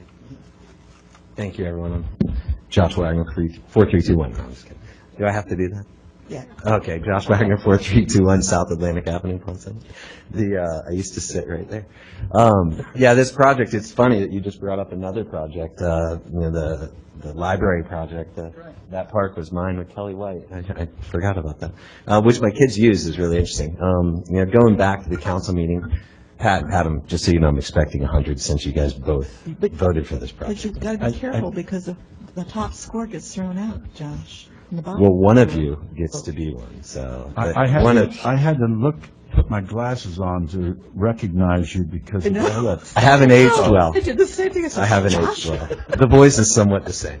So what happened was, for those of you who know, and I'll give you a little history. This is why it's important to me. Why did I care about this project?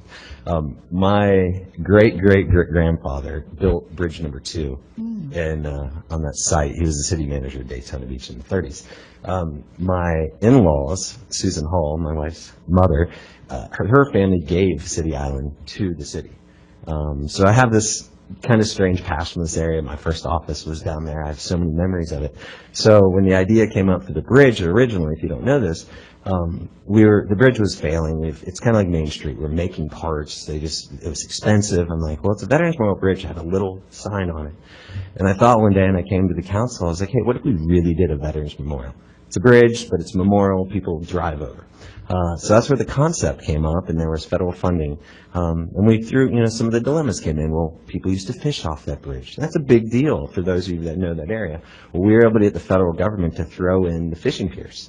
So this whole project has been like, well, how do we figure out how to get this and have someone else pay for it? How do we figure out this? Because we don't have a lot of money.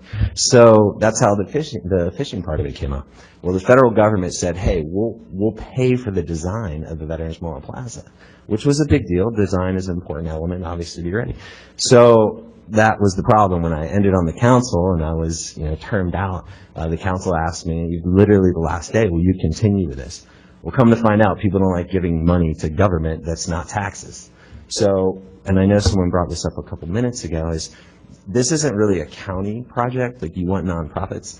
The day I left, I started a nonprofit, and that nonprofit is really what raised the money to work with staff, and we had an interlocal agreement to do certain things.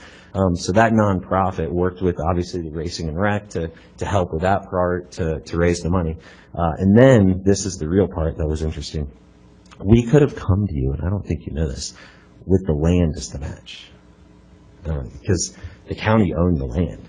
So instead of us coming up with the extra 200 and I think the wire we just did was 204,000, we could have simply said, well, it's $1 million project, because luckily Tim and staff, and it's great having Kelly in here, by the way, to help with the seawall situation. For those of you that know Pulp Fiction, she's like the wolf when it comes to environmental to me. So she'll correct any issue you have in regards to that seawall. So if you could separate that project from this one, because we had nothing to do with the seawall part of it. It's awesome. It's going to be helpful, but I do like what Kelly is doing, and I deal with a lot of fishing and do some reef work myself. So as far as this, without getting too winded, it's a passion project, obviously. But if it means anything, and I'll give you a very short reason why this is an activator. If you saw the first drawings with the Sweetheart Trail, it kind of was like, it kind of went through the park a little too much, and it slowed it down. Even that, they brought it to the front of the park so you can ride and park your bike a little easier. But I'll give you an example of someone that posted on my Facebook post that I put about this project. One of the things was, hey, thanks for doing this. I'm a veteran, and he's a yoga instructor. And you think yoga instructor like a somewhat small. This guy's jacked, and he can do some crazy stuff. He wants to do yoga for veterans out there. And it's like things like that. And I've had other comments like, well, if we have signage for people are going to go there to reflect. That was another post of this is a good place for me to come home. He's from here, but he's away. And he's like, come home and reflect. And someone brought it up of like, well, can you have signage if someone needs help? Is there someone to talk to? So using it really as like a place for people to have a peaceful area so where they can reflect. And the bridge is neat. Hopefully you've had a chance to walk it. But this park itself is more than just a park to me and a lot of people. And I think by having the support of who we did, and there's a lot of them, friends of Tom Stead came through strong at the end. And then obviously, I didn't want to come in a loser, so I strove to check myself. I didn't want to come in and say, hey, we have 500,000. I wanted it to be the 600. I wanted it to be positive. So I'm hoping that 100 equals 100 from all of you, because as a kid who grew up poor, I did not expect to ever, at 44 years old, to do that. But I'm glad to do it. It's my part. I learned that from being on the county council. So thank you for letting me, say what I had to say about it. And it's an amazing project. I'm happy to be a part of it. So thank you. Can I comment? Can I start? Okay, just stay there. I'm going to talk first about the bridge, because we sat up here when the bridge designs were coming forward, and You thought it was ugly. I did. We were in the back room, and I said, that is the ugliest looking bridge that I have ever seen. I said, that is not modern. We don't need that here. And you asked me, you said, please don't say that in public, Pat. Please don't say that in public. And I didn't. And I think I texted you one time and said, yeah, I was wrong. You were right. That was a design you liked. And so it is a beautiful bridge. It turned out really well. The Veterans Plaza is going to be a real amenity for veterans groups across the county, and I would think probably regional. It's going to draw that kind of a group, because it's going to be great to have it, and I am really proud to support it. And really, that bridge design was the right design, Josh. Thanks, Pat. I'm going to admit that in public. We can all admit when we're wrong every once in a while. Mr. Chair, Mr. Bailey, you were doing pretty good until you brought Josh up. Hey, he's champion of this project. I got to hand it to him. Well, I'm, as a veteran, a Vietnam era veteran, and then all of the events, anything that we can do throughout the county to celebrate our veterans from all wars, and in peacetime too. But I think this is I really fell in love with it, and I'm glad it's coming forward, even in spite of Josh. I've never really liked trial lawyers too much. Look, after sitting next to me, sitting next to him, for those of you who don't know, Pat is an amazing historian. I had no idea, there would be something that comes up. I don't want to call him a know-it-all, but he really, in a positive way, the fact that he knows so much information about the history of Florida is mind-blowing. It is absolutely mind-blowing. And I guess you can't talk. We didn't have these little walls, so our little jokes and our little things would go through. I don't know how you do it now. I guess you got to talk over the wall. I don't know. I'm still trying to dig up history on Josh Wagner to share. Hey, I have a photo. If I knew you were going to be here, I would have brought the Blues Brother photo in of you and Patterson. That's great. That's great. Well, Sarah Lee, please. Little personal history. 34 years ago, I stood on the shoreline of City Island and was offered a job to be the city planner for City of Daytona. Oh, wow. And I stood out looking at the intercoastal and said, and somebody else said this today, wow, this place is a diamond in the rough. Yeah. And it's still a diamond in the rough, and we keep working on it. But City Island, especially, has so much potential. Mm-hmm. And, we're continuing to try to develop that to be a true dynamic public place. And I really like that we're doing something else to bring more people to, the heart of the Halifax area, where right now, the connectivity that we've achieved through the trails there. Mm-hmm. I'm proud. I think, Tim, I may have met you during a find workshop, yeah, right, yeah. working on City Island. And I think that this project is such an enhancement of so many efforts that have happened over decades. And I can't wait to see more, and I appreciate what we're doing to diversify the demographic that comes to City Island. And of course, the pride and patriotism associated with complimenting the bridge and honoring our vets. So, thank you. I think it's Thank you. Sarah Lee, there's something that actually should make you really happy based on your comments, is the nonprofit. I originally thought I would just get this done with fundraising and turn it over. But seeing that we really want to activate it, I'm working on the interlocal with the county to have activations, such as if it's a veteran that wants to do yoga, but a big thing would be a veterans parade that would come through on Veterans Day. Our idea would be have the parade. I'm going to hire an intern from most likely Embry-Riddle because the tie-in just makes sense. And they would work on it year-round to activate that, and then also have a boat parade that kind of, you have the car parade first, as far as the land part, and then at the end, while people are talking, a boat parade, American flags, things like that, as an activator. Because it's one thing just to have a park. It's another thing to activate the park. So that was the idea, just bringing people down. very good. I have a question. I think it's a beautiful project, and I believe, Tim, when we were on the site, you said that just the flags will be lit?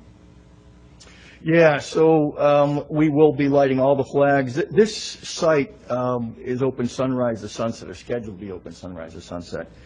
So if we're looking to light it after that, it would be a modification. Well, we're concerned about homeless population right there. So we would try to structure it and strategize how we would do that. But the flags would 100% be lit.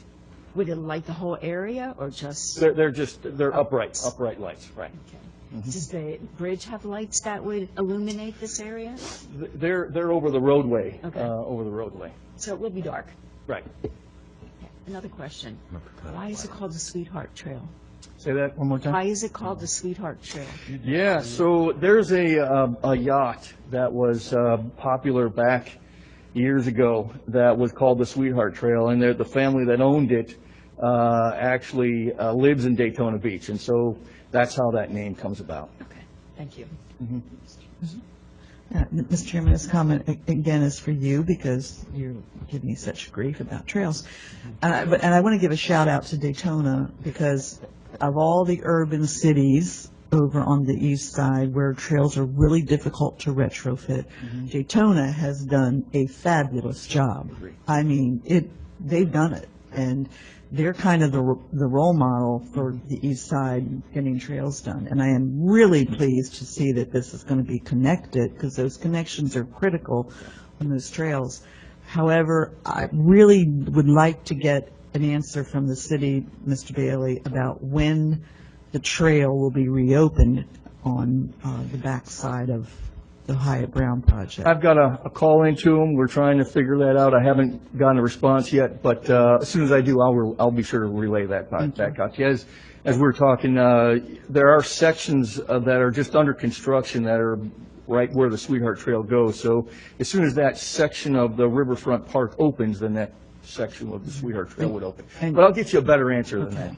And congratulations, Josh, because when I texted you, you were out in Colorado skiing. When I asked you why you weren't at the first meeting, and on your fundraising, that was awesome. And he's being shy here. He contributed $100,000 to it.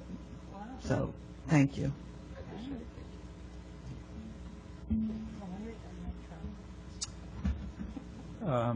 Great project. I just want to reiterate what I talked about at the site visit. You have a lot of great groups that are going to potentially want to use it, for little events, maybe concerts, Memorial Day, Veterans Day. Let's just make sure we have proper power drops, stage left, stage right. And it's not to ruin, this is a beautiful drawing. You don't want to ruin the aesthetics, but if you put in just some concrete footers that could be hidden in the bushes front of house, that's a great location to put lighting trees too, so people come in with trust, and it's nice and secure. Not expensive to do. Smart idea. It really is. So, it's hard to retrofit and it's expensive, so if we do it now, it's yes, better. exactly. If you get it done now and it makes ease of use for your vendors or your people that want to use it, you'll get a lot of use out of this. Yeah, it's a good suggestion. I just want to say it's a great project. It's kind of putting all the puzzles together down there with the Hyatt Brown project coming in and the linking of the trails and now this. I mean, it's really exciting. Anytime you can honor our veterans is great, but having the park there and bringing all the other puzzles in, I know there's a lot more to do down there. And with your idea of yoga or whatever, I mean, those are just keeping it flowing. The boat parade is great, and then car parades, anything like that. Just want to keep it going and get it advertised to the whole public to come down there. I walked the bridge when it first opened. I thought it was great. You know, I think at the beginning, I think we all kind of felt like that kid was like, what is this place going to be? But it all worked out, and it's a beautiful bridge. And I believe the pillars underneath are lit up. Yeah, they are. Yeah, so you do have some lights right there where the park is with the pillars lit up at night. All right, cool, great project. Okay, Tim, I'd just like to say thank you for showing me the connectivity. Yeah, because no problem. I truly didn't get it standing out there at the site.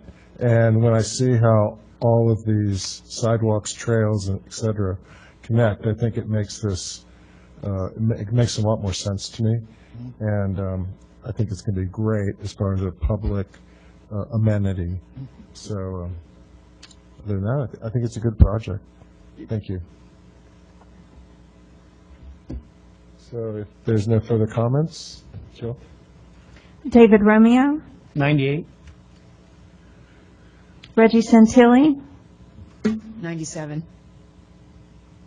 Stacy Simmons, 100. Jack Surratt, 97.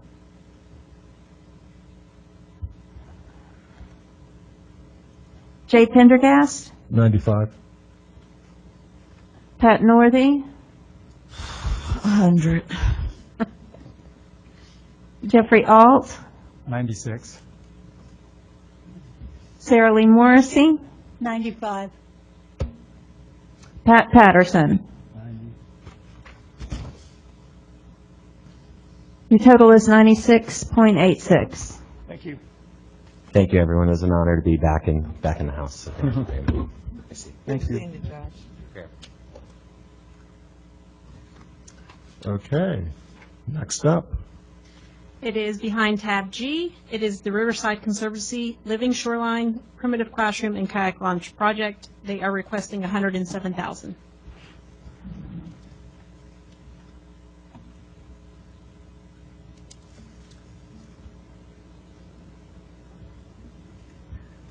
Okay, I would like to open it to the board for questions and comments. Shirley? I just have one question. Please clarify the grantee for the conservation easement. Yes, ma'am, that is a great question. So the grantee would be Volusia County. Okay, and then the legal description associated with the conservation easement, does it include the driveway that connects? It absolutely can, and in fact, if you go to page 9 of 21 in your item, I'm not sure if you can bring that online, but we have the drawing that shows that it is down the driveway to Riverside Drive as well as to the waterfront. Thank you. Stacy? I just had a comment. I really enjoyed the visit and the project in itself. I just wanted to make sure that we had the discussion about invasive species on the site. And I'll probably take one point off because I did find some Brazilian pepper along the driveway. That's something that we can discuss in future grants. You know, we require having signage and these things, but that's just one thing that is my pet peeve. So Yes, Thank ma'am. you, I applaud you. Yes, thank you. We will absolutely remove all of those invasive species. Thank you. Sure. Yeah, this is really not a criticism, but the kayak launch is kind of a minimum for water access, you know, and I was particularly intrigued with your discussion relative to dock and a floating dock, and then the association with the Marine Center and coming down there. I think that I like that synergistic effect, and it brings a lot more awareness to things. Because to me, it seems kind of isolated as a spot with a kayak launch, and I know you need that, and you know, you've got 5 parking places, but you know, I think it's an important project, and as I've told you many times, I like more is better and bigger is better. And so I'm hoping that this is the first in a long line of projects when you come back and we talk about how we can kind of exaggerate an E project, which we're particularly interested in doing. So thank you. Yes, sir. Thank you so much. This is phase 1, and we intend to bring you a phase 2 request during the next cycle with that floating dock that can accommodate a boat large enough for example, the model that we're using is the Marine Discovery Center boat, which is a 40-foot long boat. And we would like to offer that for eco tours as well. And for the kayak launch, that's meant to be part of the Mosquito Lagoon Blueway. And so there are 2 sites just to the north. We have Menard May Park in Edgewater as well as Kennedy Park in Edgewater. So our stop is right along the way, and it's on a cut-through, adjacent to a cut-through to the backwaters. So it's a good location if you don't want to kayak the entire Blueway, which is many, many miles. It's a shorter loop, potentially. Thank you. Thank you. I have a question. How are you going to promote this project to the public? Oh, that's a great question. We have multiple ideas that we have in our marketing plan. For every conservation easement that we do, we would like to sort of create an event on it. So to create a press release that we could certainly do for this in cooperation with the ECHO program and Volusia County, and celebrate those victories, celebrate our shorelines. We talked a little bit about 30 by 30. That's something that I'm going to be proposing to our board this month, 30 properties by 2030. We do have a in-house videographer that produces our social media videos. And so we did 5 last year. We've done multiple YouTube videos, educational videos, but also earned media is really important. We've had reporters out to our site. We've done videos on, I think, channel 6, 4, or 5 in the last few months. They come out for regular updates on the manatee issue. And we're generating articles for other publications. But we really do want to reach more people and having more programs and having partnerships. So just this process, we are able to form partnerships and plan future projects like the seawall at Veterans Park. We've been collaborating with the Marine Science Center on clam restoration and seagrass restoration displays. And so publicity is something that we absolutely are going to focus on. And I think I mentioned at the last meeting, we're going to be producing a documentary on the plight of the manatees. We've had over 900 starve to death in the Indian River Lagoon this past year. And we're really expecting the same this year. And we have an Emmy Award-winning producer who is donating her time to help us produce this documentary. And the idea is to expose the plight of not just the manatees, but the whole Indian River Lagoon, right? There's not just one little piece. There's the nutrients that go into the waterways that create the algal blooms that smother out the seagrasses, that then you have the resultant dissolved oxygen deficiency, which smothers the fish, and then you have the dolphins dying, and so it's the whole cycle. So we're really hoping to bring not just local attention, but national attention as well. Mr. Chair. Yes. That's up at North and. Go ahead. Go ahead. No, this whole shoreline project, really, I'm glad about it. As a kid who grew up on the St. Lucie River as a river rat, I wouldn't even stick my toe in that river when I used to swim there nowadays anymore. So everything to improve the water quality, the life of the shoreline in there, especially feeding the manatees. I watched many a manatee down in the St. Lucie River feeding out there, and I know they're having a hard time right now. Your classroom, as a former educator in early childhood education and in kindergarten, not only kindergarten, but elementary ed, the classroom part of it really excites me. I think that's great. I'm not crazy about kayaks, but I think it's a good idea too. So, thanks. Thanks for what you're doing. Thank you so much. Yeah, I did. Again, this is innovative and new, especially for ECHO.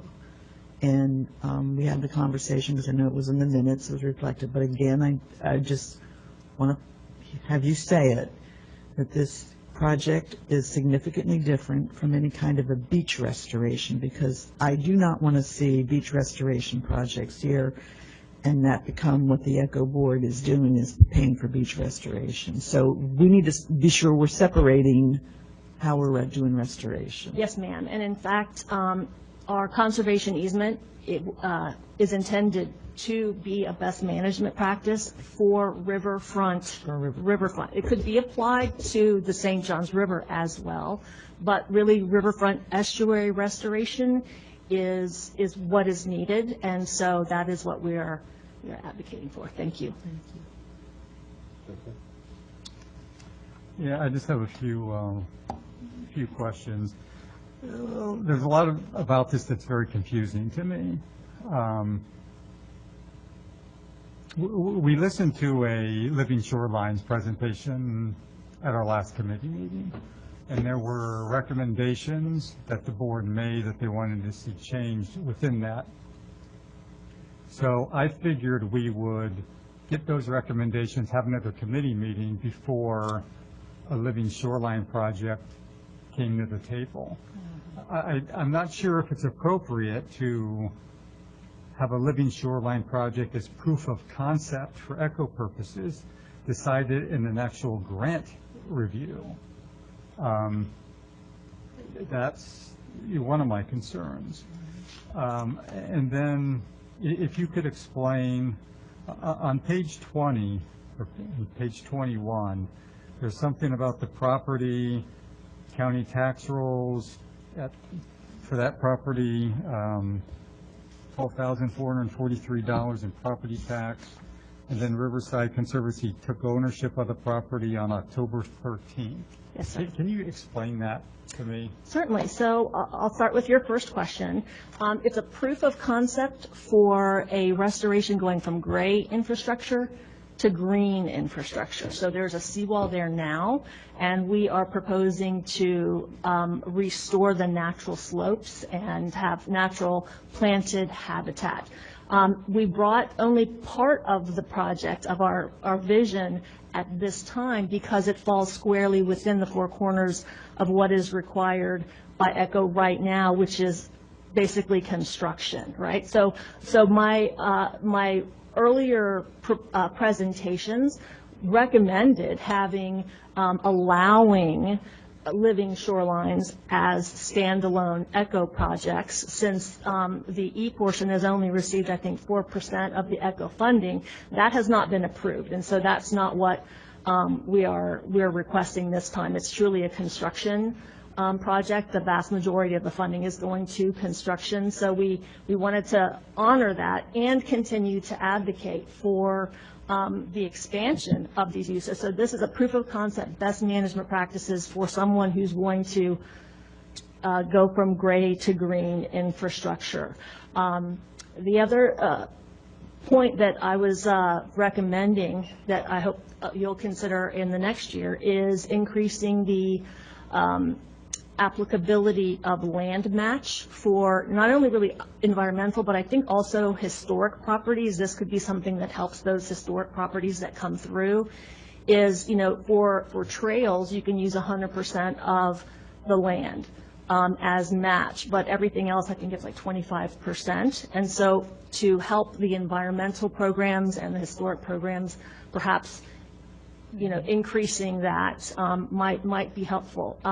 With regards to the ownership, yes, one of our board members, Dr. Art Lidowitz, purchased the property, I think a year ago, and for Riverside Conservancy, he did a quit claim deed to Riverside Conservancy in October, and the reason why is so that we didn't have to do a long-term lease, a 20-year lease for something that he was already donating. And so those taxes are valid for this year under the previous ownership, and Dr. Lidowitz is paying those. So were those paid? Those, if they're not already paid, they will be paid this year. Can you tell me how many people use the Mosquito, Lagoon each year? How many you're projected to attract to the kayak launch? Wow. Okay, so those are very vastly different numbers. The people, I mean, there are probably easily hundreds of thousands of people that use the Mosquito Lagoon every year. There are hundreds that go by this portion of the river every single day, not even on a holiday weekend. It's part of the ICW, the Intercoastal Waterway. We are basically, will be at capacity. I mean, there's always limited capacity for kayak launches. There's usually only one or two little ramp lanes at most kayak launches. So I think just by nature of kayaks, it's, you don't really get the mass like you do with the boat trailers coming through there. But we have had, I would say more than 100 people come there using that portion of the property already this year. We've had Dr. Cho held part of her Living Shoreline summer class this year, which brought in, I think, 5 different universities from around the country. We work with Stetson University. We have an intern from Daytona State College. We work with Embry-Riddle. They provide a lot of our drone services. They do overflights of our shoreline restoration, and as has Stetson University. They also have a drone. They also have a water quality lab. And so we are expanding that really on a monthly basis. Can I ask a follow-up? Are you working with Dr. Anderson? Wendy Anderson? Wendy Anderson, she has been there. She is, in fact, her students, she brought over several students this fall because the seniors at Stetson have to do a senior project. And so actually one of her students took on the Living Shoreline specifically as their senior project. Yes, ma'am. Mr. Chair, the fly fishing club that I belong to in East Smyrna Beach, it's almost 80, 90 members. That Mosquito Lagoon area is our favorite fishing area, and we're almost all totally catch and release out there. So, and day and night, I think our favorite thing is to do dock light fishing at night, which is a lot of fun. So, I know the club will appreciate what you're doing. Thank you. Sarah? I just wanted to take a moment and tell Kelly how much I appreciate the work she's doing now. I had the privilege of getting to know Kelly in previous lives of each of us, and always thought you did good work. But I think the work you're doing here is, I'm learning a lot, just a part of this board and being a part of the presentations, and I've watched some of your YouTube videos, and they are very well done. And I just see this as really starting to open up something that's desperately needed. And I love the science behind it, and you speak very articulately about the science. And as a layperson, I was able to understand all of that, and I've even echoed some of it to other lay people. So I really appreciate what the organization's doing and what you're pursuing. Well, thank you so much. And with regards to the science, I should have introduced Dr. Greg Wilson at the beginning. He is one of our board members. He has a PhD in aquatic ecology, and he is our chief science officer. And we are honored to have him. He is one of the 3 founders of Riverside Conservancy. And wanted to thank you all as well, and staff, for being so nimble and getting done what you have gotten done this year. I mean, it's literally never been done before, I don't think, in this compressed of a timeline. So thank you all for this opportunity. Okay, I'd just like to say, I think this is a good first step, and I think for the board, I think it's a good first step also, because we're encouraging new, small, not-for-profits, and we're also encouraging ecological projects, which have sort of been lacking in the past. So I believe we're taking a good first step here, and I'm happy to see what you're doing. Thank you. Mr. Chair, if I may, just for a point of clarification and for the public's sake as well, that the staff had communicated to you previously that living shoreline projects have been funded previously as part of larger projects. They just could not be funded and not using our guidelines as a standalone project. So we have had these types of projects come before us where a living shoreline was a portion of the project.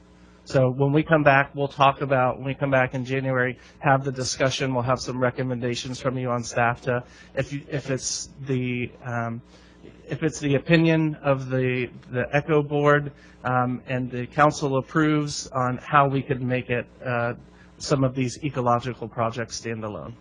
Well, not to get too philosophical, but this is really like a restoration. It's an environmental restoration. We talk about restoring buildings and things like that, but this is really restoring our environment. When you look at the photographs in their grant application of what that bulkhead looks like now, and if you can just sort of imagine what it's going to look like when it's restored to its original condition, that's a major accomplishment. And thank you, sir. And I wanted to make the point that they're following the guidelines for this project that the council has adopted. Okay. If there's no further comments, Jill? Reggie Santilli, 91. Stacy Simmons, 99. Jack Surratt, 96. Jay Pendergast, 85. Pat Northey, 90. Jeffrey Alt, 71.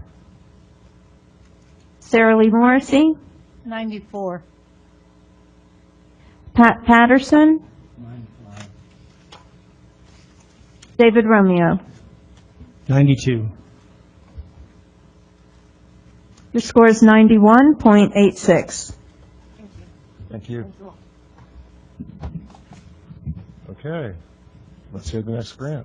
Yes, the next one to review is behind tab H. It's Volusia Flagler YMCA DeLand YMCA Playground, and they are requesting $29,900. Good morning.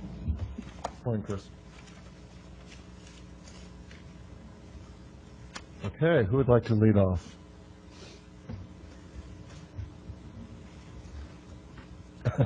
I have a question. What's the maintenance plan for this playground equipment? Doesn't last forever. So what kind of maintenance plan do you have in for it? And if you could talk, I read what you're doing for the green, but if you could just talk about that a little bit. Sure, I'd love to. So maintenance department we have is based out of our corporate office, and they go around, they manage all facilities. We have a lot of aquatics facilities. It's similar to like the slide we have in Southeast Volusia. See the pool, it's metal, it rusts. So they go through and they check it annually for any rust spots and repairs. So that same thing would happen with our playground equipment. Okay. And on green, how are you implementing green infrastructure? Green with the structure, a lot of it's steel. that sign comes with it. It's kind of the surrounding areas, using the recycled mulch, Okay. the river mulch for the cushioning. I have more of a comment than a question. It seems this project was always, it had stops and starts, and we had a lot of issues, and is the money in the bank? And, I would call this a difficult application process.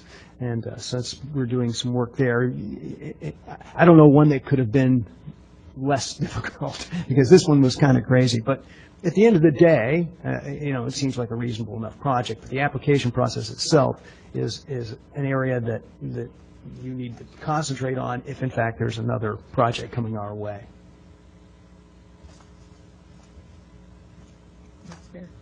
I would definitely agree with that. I mean, I'm all for what the Y does locally for everybody throughout the country, really. But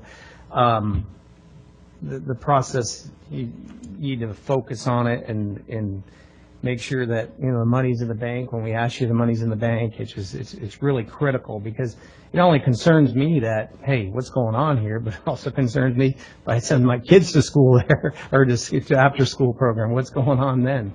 Right. So just, it's just, you need to be on that and just have all the ducks in a row before you even come back for a project. I would agree. I was not here when the original application was submitted the first time.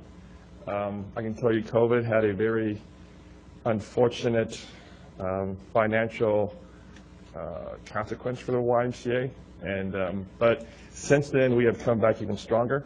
I can tell right now that the YMCA will have a cash position of about $1.1 million from this operating budget. So, and the funding for this is there, as I've gone to the community and gotten the money ahead of time before I resubmitted it. Earl Culver, as I told you, he headed up the fundraising for this project. So as soon as we get the green light, I'm pushing the order. Stacy? Yes. Yeah, I do have a comment or a question, I should say. You mentioned in the site visit that the rubberized mulch for this project was not available, and you had alternative suggestions but didn't list them. Can you elaborate on what that? I meant was the original playground that was ordered wasn't available. The rubberized mulch is available. It's just unfortunate the shipping cost is double for it. But the mulch is available. Are you still going to be utilizing the original plan that was submitted? Yes, yes. It'll include the rubberized mulch? Yep.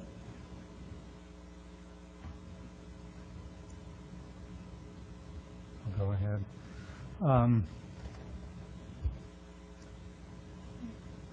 2 weeks ago, I had asked for information on the board of directors, how things are operating. Got that this morning.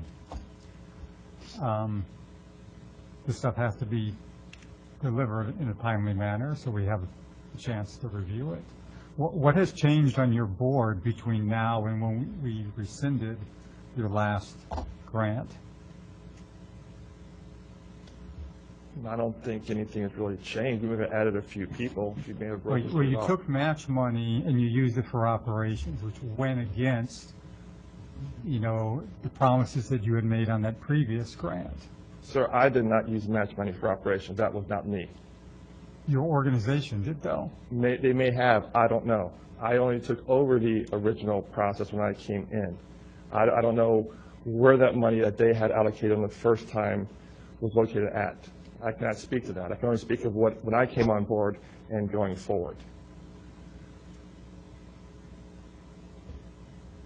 Yeah, I'm not comfortable with that answer. I mean, if your organization, if we rescinded a grant because you weren't playing by the rules, I'm not sure why. The grant was rescinded because I ran out of time, because I ordered the equipment, and due to the delays in shipping, it didn't come within the timeline that was specified by the original grant.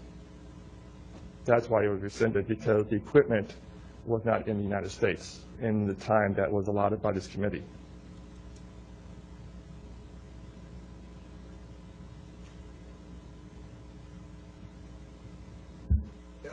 My comment is, timing was really the problem with the first grant.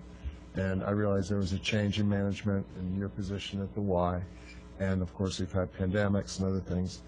And I think the timing was very unfortunate. I would just like to see it move forward. I mean, if it doesn't move forward according to schedule, you know we're going to be all over you.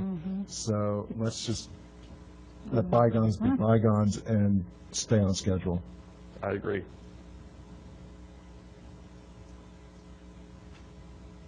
Any further comments? Jill, you're up. Stacy Simmons, 81. Jack Surratt, 76. Jay Pendergast, 85. Pat Northey, 82. Jeffrey Alt, 70. Sarah Lee Morrissey, 80. Pat Patterson, 75. David Romeo, 82. Reggie Santilli. I recuse myself from voting. I sit on the zoning board. Your score is 79.33.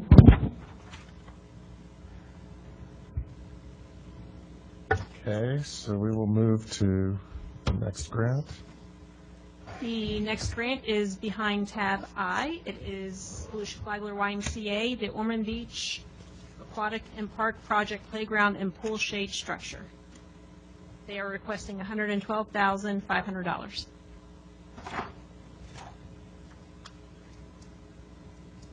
Comments from the board?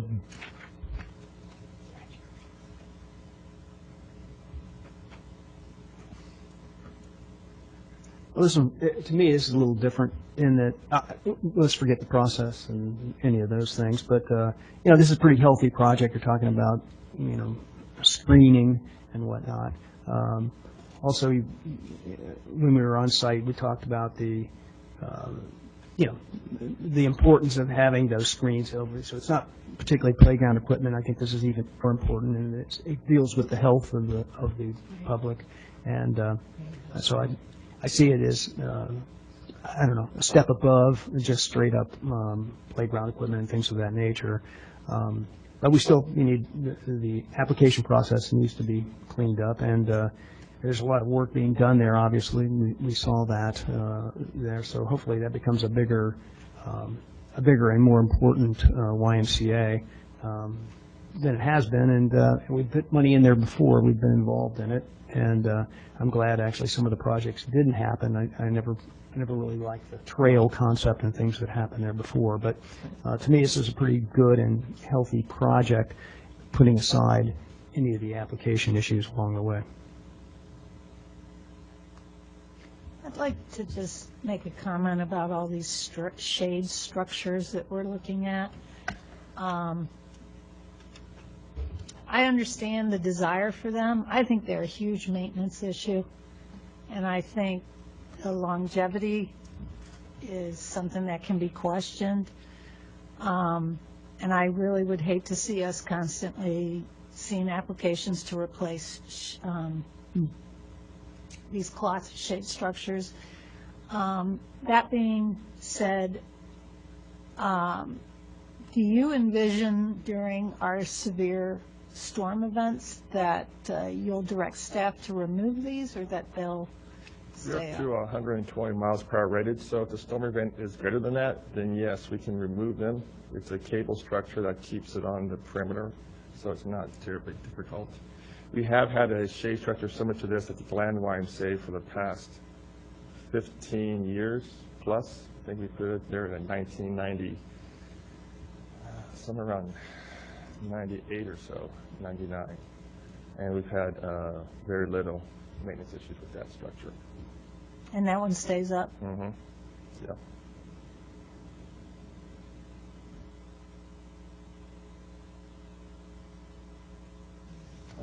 I don't see or hear any other comments. I guess we should vote. Jack Surratt? Okay.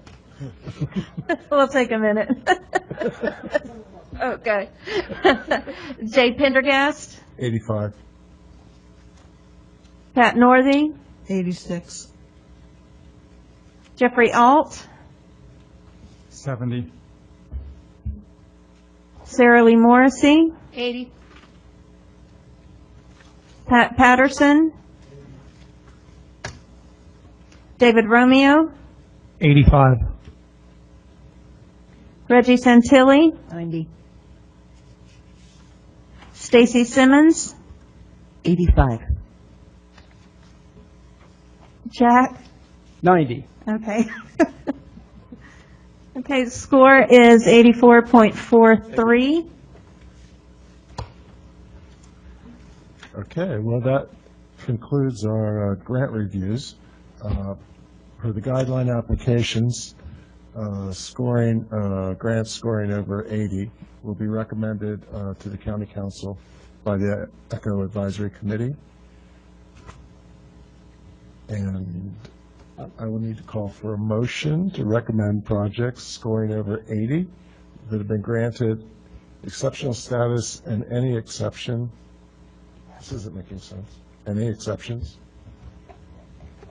So we just need a motion from. Need a motion to Yeah. accept the scoring, correct? Yes, sir. That's what we'll do. I'll make a motion. Do we have a second? Accept.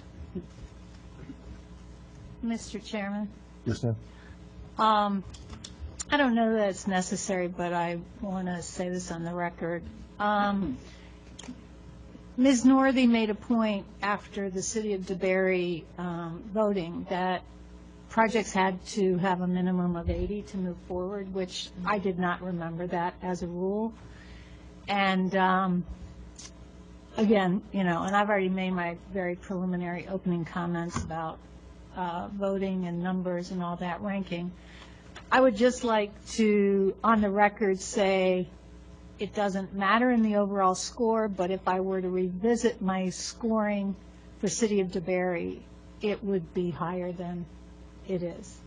I don't see it necessary as being changed because the project's fine overall, but I missed that, and Ms. Northey made that comment, and it struck a chord with me in my future voting.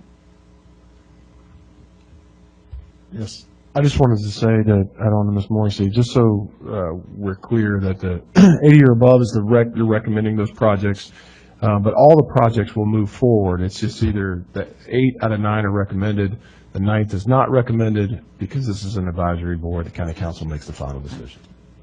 Just want to make sure that's clear for everybody. I've got it. Okay. Do we want to turn these in? Do we need to- Well, I think what we need to, we have a first, did we ever get the second on? I'll second. Okay, so we have a first and a second to accept these scores. Can we vote on that now? Do a voice. You want a roll call? A roll call, yes. Okay. Jay Pendergast? Yes. Pat Northey? Yes. Jeffrey Alt? Yes.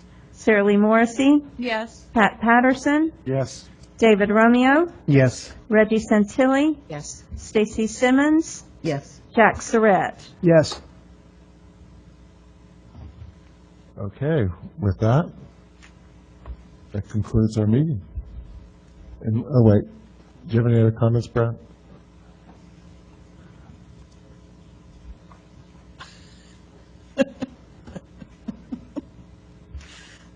I needed to stand up. My watch has been telling me for the last hour. So one of the things that we would like to, if you remember at the county joint meeting with the county council, is given the fact that you're recommending an exception to Holly Hill because it's coming after construction has started, they wanted us to include an explanation of the extraordinary circumstance because we did not have a funding cycle in 2020.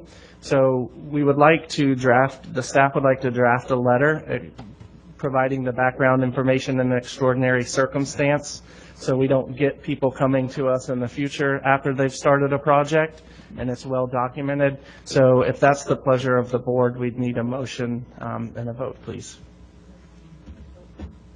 So moved that we have staff draft a letter of explanation for county council on why that project moved forward the way it did. Second. Jinx. Okay. Let's do a roll call. Jay Pendergast, Yes. Pat Northey, Yes. Jeffrey Alt, Yes. Sarah Lee Morrissey, Yes. Pat Patterson, David Romeo, Yes. Reggie Santilli, Yes. Stacy Simmons, Yes. Jack Surratt. Yes. Okay. With that, that concludes the Echo Advisory Board Committee meeting for today. Mr. Chair, are we supposed to sign these and turn them in? Is that- Yes, please. Yes. And our next meeting is January 13th. What time? What time is that one? It's 1 p.m. In chambers? It's 1 p.m. in the chambers, and we'll need the score sheets dated and signed, each score sheet for each project turned in as part of public record, and we'll double check with what we have on the screen as well. Do you need the holes? The holes? Or can I just rip it out of here? Oh, you can rip it out. That's fine. Yeah. Just check. Messy.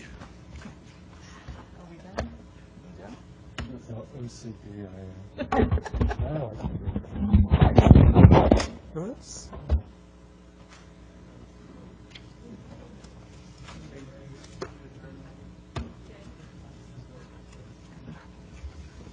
Hi, John. You adjourned the meeting. Did you adjourn? Sure. Meeting adjourned. I